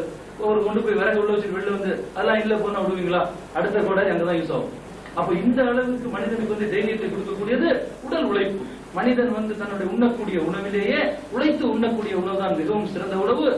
அல்லாஹ்வுடைய தூதர் தாவூத் அலைஹிஸ்ஸலாம் உழைத்து உண்ணக்கூடியவர், தம் கரத்தால் உழைத்து உண்ணக்கூடியவராக இருந்தார்னு சொல்லி நபி ஸல்லல்லாஹு அலைஹி வஸல்லம் சொன்னாங்கன்னு சொன்னா, அப்ப நம்ம சர்வ சாதாரணமாக சின்ன ஒரு பிரச்சனைக்கு என்ன செய்யறோம்? போய் கொண்டு போய் அடகு வச்சிடறோம். இந்த வட்டியை வாங்கி என்ன செய்யறோம்? சாப்பிடுறோம், அல்லது வட்டியை உண்ண கொடுத்துடுறோம். அப்படி இந்த வட்டியை உண்ண கொடுப்பது நியாயமானா எந்த ஒரு குணத்திலும் நியாயம் கிடையாதுங்க. நம்ம இந்த தடுக்கப்பட்ட உணவுகள்ல நிர்பந்தத்தை பார்க்கும். நபி ஸல்லல்லாஹு அலைஹி வஸல்லம் நிர்பந்தங்களுக்கு எல்லாம் என்ன செய்றாங்க? ஒரு விதமான அனுமதியை தர்றாங்க. உயிர் போகக்கூடிய நிலையெல்லாம் கிடையாதுப்பா, காலையில இரவுக்கு உனக்கு ஒரு சிறிய அளவு பால் கிடைச்சா கூட உன்னோட வயிறு நிரப்புது பத்தாது, அப்ப இறந்ததை நீ சாப்பிடு அப்படின்னு சொல்றாங்க. ஆனா இதே நிர்பந்தத்தை நாம் இதுக்கெல்லாம் பயன்படுத்தலாமா? விசா வந்துருச்சு, உடம்பு சரியில்லை, எந்த ஒரு குணத்துக்கும் பயன்படுத்த முடியாது. ஏன்னா ஒரே ஒரு ஒட்டகத்தோல், அது குளிருக்கு பயன்படுத்தக்கூடிய ஆடை. அதை என்ன செய்யறாங்க? நபி ஸல்லல்லாஹு அலைஹி வஸல்லம் அதெல்லாம் இருக்கட்டும் வச்சுக்க, குளிருக்கு தானே ஆடை வேணும் வச்சுக்க, ஒரே ஒரு பாத்திரம் தான் இருக்குங்கிற பாவனி எதுல சோறு சாப்பிடுவ, அதை நீ வச்சுக்க, ஒரு ₹100 வட்டிக்கு வாங்கி நீ என்ன செய், ஒரு வியாபாரம் பண்ணுன்னு சொல்லி இருக்கலாம். நிர்பந்தம் தானே. இதை விட இன்னைக்கு நம்ம கற்பனை பண்ணி பாருங்க, அந்த சஹாபியை விட கீழ்நிலையில் இருக்கக்கூடியவர்கள் யார்? கையை தூக்குங்க. இந்த உலகத்திலே கையை தூக்க முடியாது, இந்த அமர்வுல இல்ல, இந்த உலகத்திலே யாரும் கையை தூக்க முடியாது. அவ்வளவு ஒரு ஏழையா இருந்தவருக்கு கூட வட்டிக்கு போய் காசு வாங்குறாங்க. வட்டிலாம் நீங்க இல்லைன்னு நினைச்சுக்காதீங்க, அன்னைக்கு தான் அதிகம் பெருகி போய் கிடந்துச்சு. அன்னைக்கு தான் யூதர்கள் வந்து வட்டியையே தொழிலாக கொண்டு இருந்தார்கள். நபி ஸல்லல்லாஹு அலைஹி வஸல்லம் வந்து இந்த வட்டியை வந்து சபிக்கும் பொழுது இந்த யூதர்கள்கிட்ட போய் வட்டி வாங்கிட்டு இருந்த சகாபாக்கள் இருந்தாங்க. இன்னும் முஸ்லிம்களே அப்பாஸ் ரலியல்லாஹு அன்ஹு கூட வட்டிக்கு விடக்கூடியவராக இருந்தார். அப்ப நபி ஸல்லல்லாஹு அலைஹி வஸல்லம் இருந்து இந்த வட்டியை ஹராமாக்கின உடனே என்னுடைய பெரிய தந்தையுடைய அப்பாஸுடைய கடன் பட்டவர்கள் நீங்க என்ன செய்யுங்க? அவர்கிட்ட வாங்கிய கடனை மட்டும் திருப்பி விடுங்க, வட்டியை கொடுக்க வேண்டாம் என்று சொல்லி என்ன செய்யறாங்க? அன்னையிலிருந்து தடை செய்யறாங்க. அப்ப இந்த வட்டி என்று சொல்லக்கூடியது நாம் வந்து வாங்கினாதான் தப்பு, கொடுத்தா தப்புன்னு வழங்கக்கூடாது. அப்ப சின்ன சின்ன ஒரு பொருளாக இருந்தாலும் அதை வித்துதான் நம்ம என்ன செய்யணும்? அதை ஈடு கட்டணுமே தவிர இது சுற்றி இருக்கும், டிவி இருக்கும், ரேடியோ இருக்கும், 25 பவுன் நகை இருக்கும், போய் கந்து கடையில போய் ₹1000 வாங்குவான். எதுக்கு? பையனுக்கு பேர் வைக்கிறது, இல்லாட்டி கத்தனா பண்றதுக்கு. வாங்குறோமா இல்லையா? இப்ப இந்த கத்னா பண்றதுக்கு போயிட்டு இவன் வந்து சுன்னத்து கல்யாணம் இதுக்கு பேரு, இதுக்கு ஒரு பத்திரிகையை போட்டு 5000 ரூபாய் கடனை வட்டிக்கு வாங்கி இவன் செலவு பண்றானா, இது ஒரு மார்க்கம் என்று இவர்களுக்கு சொல்லப்பட்டிருக்குது. இந்த மார்க்கம் என்று இவனுக்கு நம்பிக்கை ஊட்டப்பட்டிருக்கு. இதை செய்யாட்டி அல்லாஹ் எங்கே குற்றம் பிடிப்பான குர்பானி கொடுக்க மாட்டான். வருஷத்துக்கு ஒரு வாட்டி யார் வந்து அன்றைய தேவை போக, உணவு தேவை, உடை தேவை, இந்த பிற தேவைகள் போக ஒரு ஆடு வாங்குவதற்கு வசதி இருந்தா அவன் குர்பானி கொடுக்கட்டும் அப்படின்னு சொல்லி நபி ஸல்லல்லாஹு அலைஹி வஸல்லம் சொல்றாங்க. ஆனா இவன் என்ன பண்ண மாட்டான், அதெல்லாம் கவலைப்பட மாட்டான். அவ வருஷத்துக்கு ஒரு வாட்டி ஏதாச்சும் ஒரு அவுலியாவுக்கு வந்து ஆடு எடுக்கிறது, இல்லாட்டி ஒரு பாட்டியா ஓதுறது, இந்த மாதிரியான பிரச்சனைகளுக்கு தான் இவன் என்ன செய்வான் அப்படின்னு கேட்டா இந்த வட்டிக்கு வாங்கி பயன்படுத்தும். அதுவும் இந்த வட்டிக்கு வாங்கி செலவு பண்றானே, பெரிய பணக்காரனா இருக்க போறது இல்ல. இந்த வருஷம் கணக்கு பார்க்கல, அடுத்த வருஷத்துல அப்படிலாம் கிடையாது. ஒரு சாதாரண ஏழை விவசாயி, ஒரு முஸ்லீம் விவசாயியா இருப்பான். இவனுடைய வருமானமே மிக சொற்பமானதா இருக்கும். இன்னும் இவனுடைய செலவினங்கள் எப்படி இருக்குன்னு நம்ம சிந்திச்சு பார்க்கணும். அன்றாட வாழ்வில் நடக்கக்கூடிய விஷயங்கள் இந்த மாதிரி உதாரணம் சொல்லும் போது என்ன செய்யும் நமக்கு வந்து புரியுது. ஒரு ஏழையாக இருக்கக்கூடிய ஒரு விவசாயி அல்லது கூலி தொழிலாக இருக்கக்கூடிய ஒரு முஸ்லீம் என்ன செய்வான்னா, ஒரு ஊர்ல இருந்து இன்னொரு ஊருக்கு போகணும். ஒரு ஊர்ல இருந்து இன்னொரு ஊருக்கு ஒரு காரிய நிமித்தமா போகணும்னா, நம்ம ஊர்ல தமிழ்நாட்டை பொறுத்த வரைக்கும் ஒரு ஊர்ல இருந்து இன்னொரு ஊருக்கு போறதுக்கு 2 விதமான பஸ் இருக்கு. ஒண்ணு வந்து ரூட் பஸ்ஸும், இன்னொன்னு டவுன் பஸ். இந்த டவுன் பஸ்ஸுக்கு மத்த பஸ்ஸுக்கு என்ன வித்தியாசம்னா, இதுல 5 ரூபானா அதுல 4 ரூபா இருக்கு டிக்கெட். டவுன் பஸ்ல வந்து 4 ரூபாய் டிக்கெட், மத்ததுல போனா எவ்வளவு, 5 ரூபாய். அப்ப இந்த பஸ்ல போகாம இந்த பஸ்ல போனா 1 ரூபாய் சேமிக்கலாம்னு சொல்லி அந்த பஸ் 1 மணி நேரத்துக்கு ஒண்ணு இருக்கும், இது 4 மணி நேரத்துக்கு ஒண்ணு இருக்கும். 3 மணி நேரம் பஸ் ஸ்டாண்ட்ல உட்காந்துருப்போம், 2 மணி நேரம் உட்காந்துருப்பான். உட்கார்ந்து அதுல உட்கார்ந்து இடம் கிடைக்காது, நின்றுட்டு போவோம். ஏன் 1 ரூபாய் மிச்சப்படுத்துறது?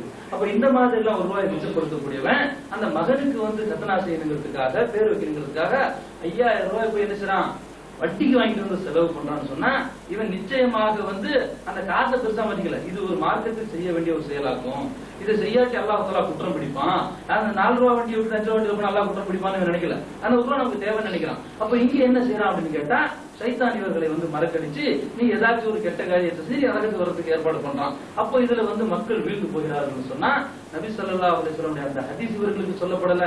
அப்படியே சொல்லப்பட்டாலும் அது ஏதோ ஒரு கேட்கறதுக்கு ஒரு இனிமையா இருக்குது. ஒரு சஹாபிகிட்ட ஒரு ஒட்டகத்தோல் இருந்துச்சான், ஒரு என்னமோ ஒரு பாத்திரம் இருந்துச்சான், அதை நபி ஸல்லல்லாஹு அலைஹி வஸல்லம் ஏல விட்டு கோடாரியை வாங்கி கொடுத்தாங்களான்னு சொல்லி அதை நாம் கேட்கிறோமே தவிர, நாளைக்கு நமக்கு ஒரு கஷ்டம் வந்துச்சுன்னா நம்ம வீட்டுல இருக்கக்கூடிய பொருளை விற்பதற்கு தான் நபி ஸல்லல்லாஹு அலைஹி வஸல்லம் ருக்கு செய்தார்கள். ஹதீஸ் படிக்கிறோம். ருக்கு செய்யும் பொழுது என்ன சொன்னார்கள், சுப்ஹான ரப்பியல் சொன்னார்கள். அது அவர்களுக்குரியது. நம்ம வேற ஏதாச்சும் சொல்றோமா? அதை கேட்டுட்டு அதே மாதிரி சொல்றோம். இன்னும் வந்து விரலை சித்தார்களா இல்லையான்னு சொல்லி ஒவ்வொரு முறையும் கேள்வி கேட்கிறோம். ஏன் இந்த அமலை நம்ம ஒழுங்கா செய்யணுங்கிற எண்ணம் இருக்குது. அப்போ இந்த தொழுகையிலே வந்து எப்படி ஒவ்வொரு சின்ன சின்ன அமலை நம்ம பாக்குறோமோ, அப்போ ஒது செய்தார்கள் நபி ஸல்லல்லாஹு அலைஹி வஸல்லம். முதல்ல போய் காலங்கள் உரிமை அழைச்சோம். மாறு செய்வதாக என்ன செய்யணும்னா எல்லாத்தையும் செய்யணும். ஆனா இதுல எல்லாம் நம்ம என்ன செய்யறோம், பெர்ஃபெக்ட்டா இருக்கிறோம். ஆனா இங்க மட்டும் நபி ஸல்லல்லாஹு அலைஹி வஸல்லம் ஒரு சுன்னத்தை நமக்கு காட்டி இருக்க, அதே மாதிரி ஒரு சஹாபிக்கு வந்த ஒரு கஷ்டத்தை போக்குவதற்கு இந்த கடனில் இருந்தும் வட்டி கடன்ல இருந்தும் அவர்களை மீட்சி பெற்று நீ சொந்தமா உழைச்சி சம்பாதி அல்லது உன் வீட்டுல இருக்கிற பொருளுக்கு விட்டு. அப்ப நாம என்ன செய்யணும், நமக்கு ஒரு கஷ்டம் வந்துச்சுன்னா நாம் வட்டியை உண்ணுவதற்காக ஒருத்தர் போய் கொடுத்துட கூடாது. வாங்குற ஸ்டேஜ்ல நம்ம அல்லாஹ் தஆலா நம்மளை காப்பாத்திருக்கலாம். பெரும்பாலானவர் இல்லாட்டியும் கொடுக்கறதுல ஏதேனும் ஒரு குணத்தை நம்ம இருக்கத்தான் செய்யணும். ஒரு நேரத்துல இல்லாட்டி ஒரு நேரத்துல நம்ம இல்லாட்டி நம்ம மனைவி மக்கள், அது நம்ம இல்லாட்டி நம்மளுடைய பெற்றோர்கள் என்ன செய்யறாங்க, இதுல சம்பந்தப்படுறாங்க. இங்க இருக்கிறதுல பாதி பேருக்கு மேல பேங்க்ல நகை இல்லாதவர்கள் யாரும் இருக்க மாட்டாங்க. எங்க வீட்டுல இருக்குது, எங்க வீட்டுல கூட நகை என்ன செய்யுது, பேங்க்ல வச்சிருக்காங்க. ஏதாச்சும் ஒரு கஷ்டம் வந்தா அவர்கள் விளங்கல, அவங்க என்ன நினைக்கிறாங்க அப்படின்னு கேட்டா மார்க்கத்துக்கு உண்மையாக விளங்கல. அப்ப அவர்கள் வந்து அதே மாதிரி ஊறி போயிருக்கிறதுனால, இதை பற்றி ஞானம் இல்லாதனால, இதை பற்றி அறிவு இல்லாதனால என்ன செய்யறாங்க, போய் கொண்டு போய் பேங்க்ல வச்சிருக்காங்க. அப்ப பேங்க்ல இருந்து வைக்கிறது வந்து ஹராம் இல்ல அப்படின்னு கூட விளங்கி வச்சிருக்காங்க. அதே மாதிரி லோன், பேங்க்ல என்னென்னமோ லோனை கொடுக்குறான், அதை போய் வாங்கலாமான்னா அதுவும் வட்டி தானே. நீங்க 1000 ரூபாய் வாங்கி என்ன செய்றீங்க, மறுபடியும் 1200 ரூபாயை கட்டுறீங்க. அப்ப அதிகபட்சமாக நீங்க கொடுக்கும்போது அந்த 200 ரூபாய் அவன் சாப்பிடுறான். மூக்கில உண்ணுவதற்கு நீங்க என்ன செய்றீங்க, கொண்டு போய் கொடுத்துறீங்க. அப்ப நபி ஸல்லல்லாஹு அலைஹி வஸல்லம் இந்த பிச்சை எடுத்து வாழக்கூடிய மனிதனுக்கு இந்த வழியை காட்டிட்டு சொல்றாங்க, மறுமை நாளிலே நீ முகத்திலே வந்து புண்ணுடையவனாக, கொப்பளம் கொப்பளமா முகத்துல உடையவனாக எழுந்திருப்பதை விட இது எவ்வளவு அழகானது, இது எவ்வளவு சிறந்ததுன்னு சொல்றாங்க.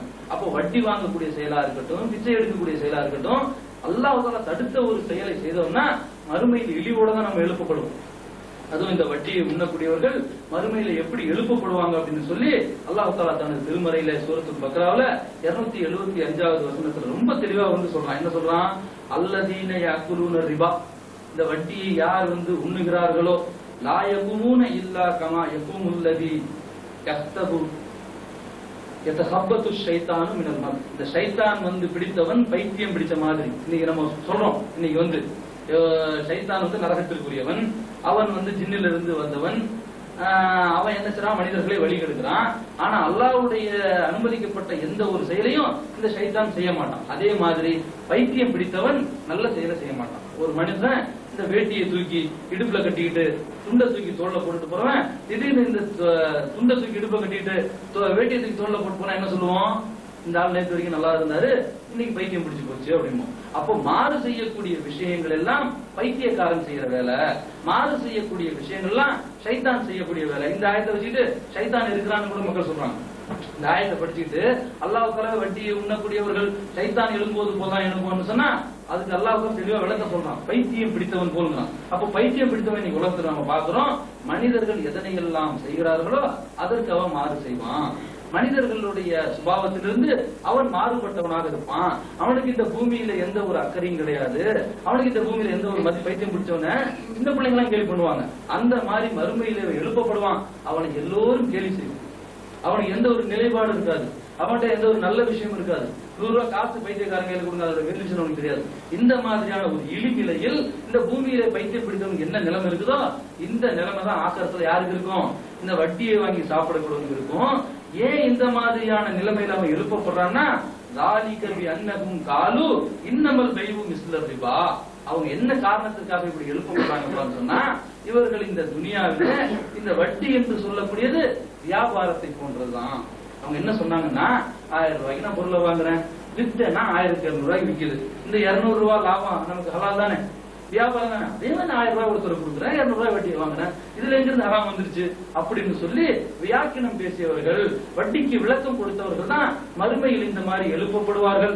ஆனா அல்லாஹ் தஆலா அல்லாஹுல் பைய வ ஹர்ரமர் ரிபா, அவன் என்ன செஞ்சிருக்கிறான், வியாபாரத்தை ஹலாலாக்கி வட்டியை ஹராமாக்கி இருக்கிறான்னு சொன்னா, இந்த ஹராமான வட்டியை யார் வாங்குகிறார்களோ அவர்கள் உண்ணக்கூடியவர்களை அல்லாஹ் தஆலா அதற்கு பிறகு அவர்களுக்கு அறிவுரை சொல்றான்.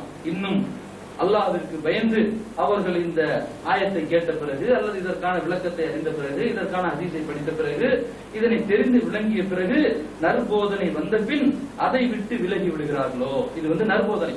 எந்த ஒரு காலகட்டத்தில் வட்டி வாங்கக்கூடிய மனுஷனுக்கு இந்த குர்ஆனுடைய ஆயத்து சொல்லப்படுகிறதோ, ஹதீஸுகளின் கருத்துக்கள் அவனுக்கு சொல்லப்படுதோ, இது ஹராம் என்பது அவனுக்கு எத்தி வைக்கப்படுதோ, அந்த நிமிஷத்துல அவனுக்கு நற்போதனை கிடைச்சிருச்சு. அந்த நற்போதனை கிடைத்தவுடன் அதை விட்டு எவன் விலகி விடுகிறானோ அவன் முன்னர் வாங்கியது அவனுக்குரியது. இன்னைக்கு ஒருத்தர் இது நாள் வரைக்கும் வட்டி வாங்கினது ஹராம்னு தெரியாம வாங்கியிருந்தா, நாளையில இருந்து அவர் என்ன செய்யக்கூடாது, வட்டியை வாங்கக்கூடாது. நேற்று வாங்கினது பிரச்சனை இல்லைங்கிறான், நேற்று வாங்கினதான் திருப்பி கொடுக்க சொல்றேன். அப்ப நேற்று வரைக்கும் நீங்க வாங்கினது உங்களுக்குரியது, இனிமே நீங்க வாங்கிறாதீங்கன்னு சொல்லிட்டு, ஆனால் யார் இந்த நற்போதனை வந்த பிறகும் இந்த நற்போதனை வந்த பிறகும் யார் அல்லாஹ்வுக்கு மாறு செய்கிறார்களோ, இந்த வட்டியில் இருந்து தங்களை விலக்கிக் கொள்ளவில்லையோ, இந்த வட்டியில் இருந்து தங்களை காத்துக் கொள்ளவில்லையோ, அப்புறம் பார்த்துக்கலாம் என்று யார் தள்ளி போடுகிறார்களோ அவர்கள் உலாயிகவும் காலிதூன் ஃபீஹா, அந்த நரக நெருப்பிலே அவர்கள் தங்கி விடுவார்கள். அவர்கள் அஸ்ஹாபுன் நார், நரகத்துடைய தோழர்கள். இந்த நரகத்துல தூக்கி அல்லாஹ் தஆலா போட்டுருவேன்னு சொல்லி இந்த வட்டி வாங்கக்கூடிய மக்களை சொல்லிட்டு ஹும் ஃபீஹா காலிதூன். இந்த ஆயத்து மட்டும் இந்த வட்டி வாங்கக்கூடிய மக்களுக்கு இன்னும் பெரும்பாலும் நிறைய இடங்கள்ல இந்த வட்டியை பற்றி சொல்லக்கூடிய விஷயங்கள்ல அவர்கள் நிலையான நரகத்துக்குரியவர்கள் அடிச்சு சொல்லப்படுது.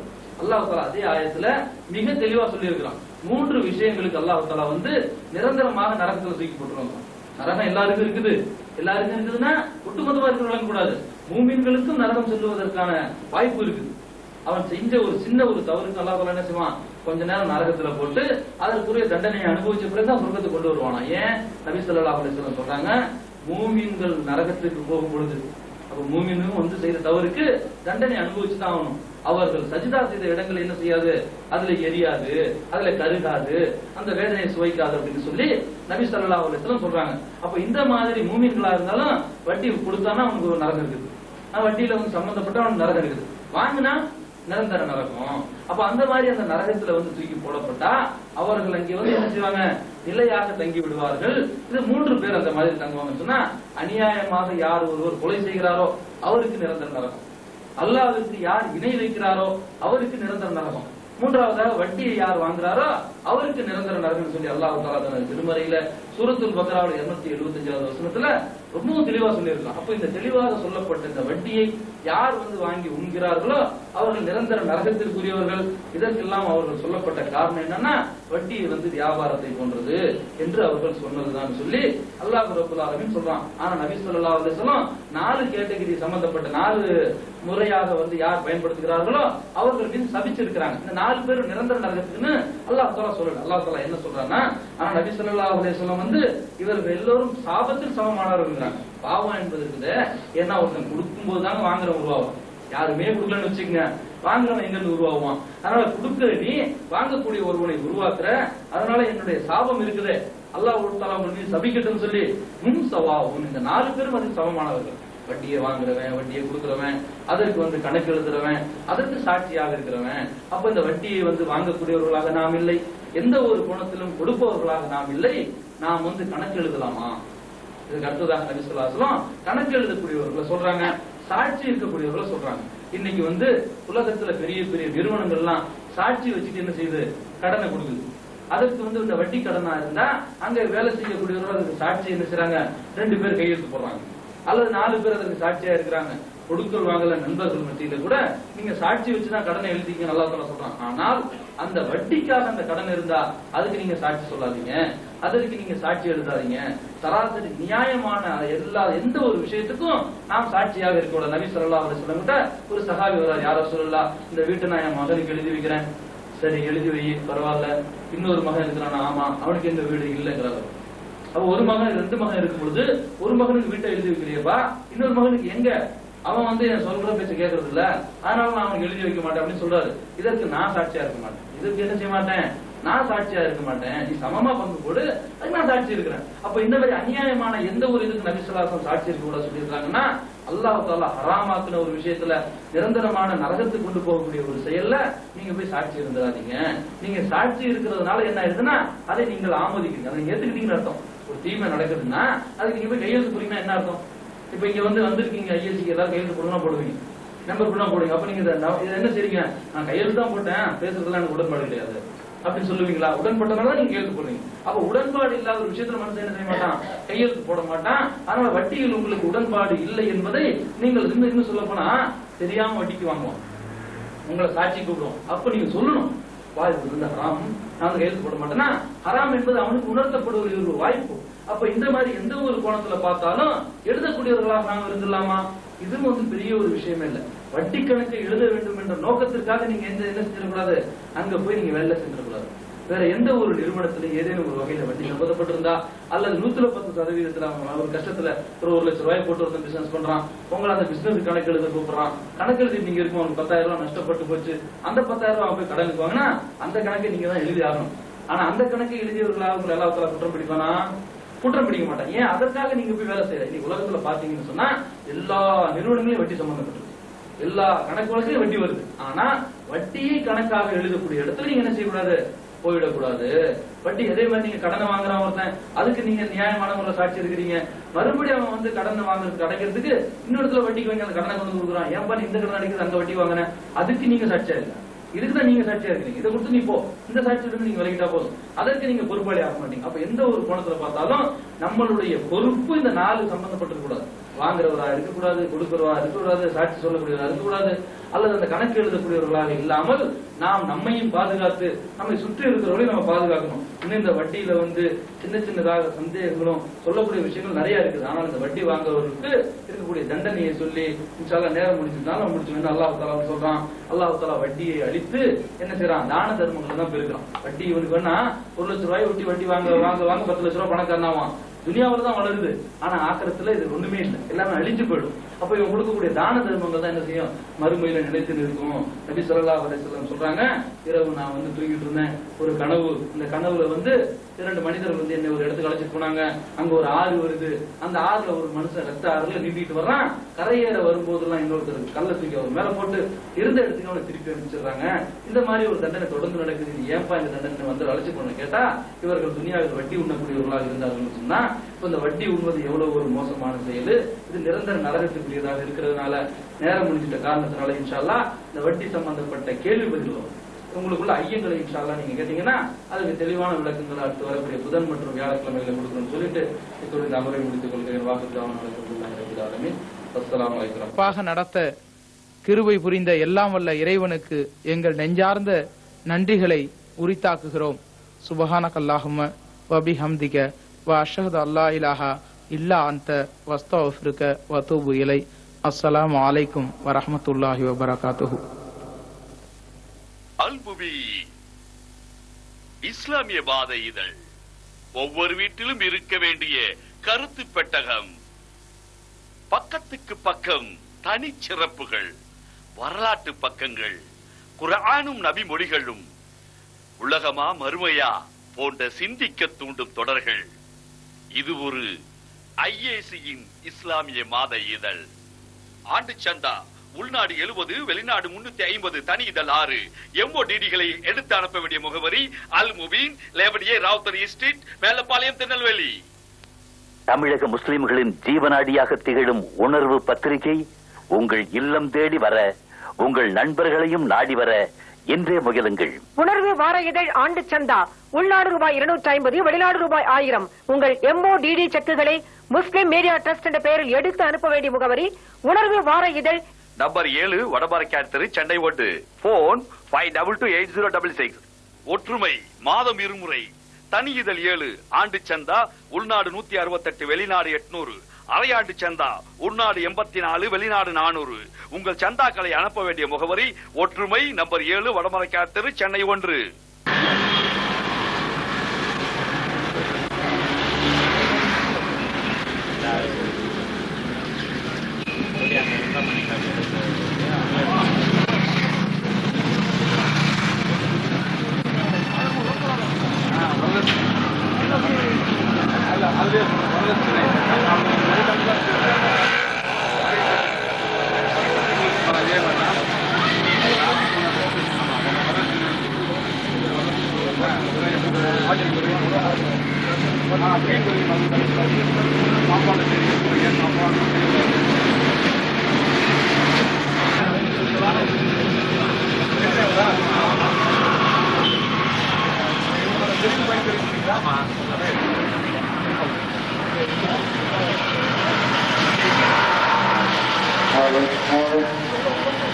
Harder,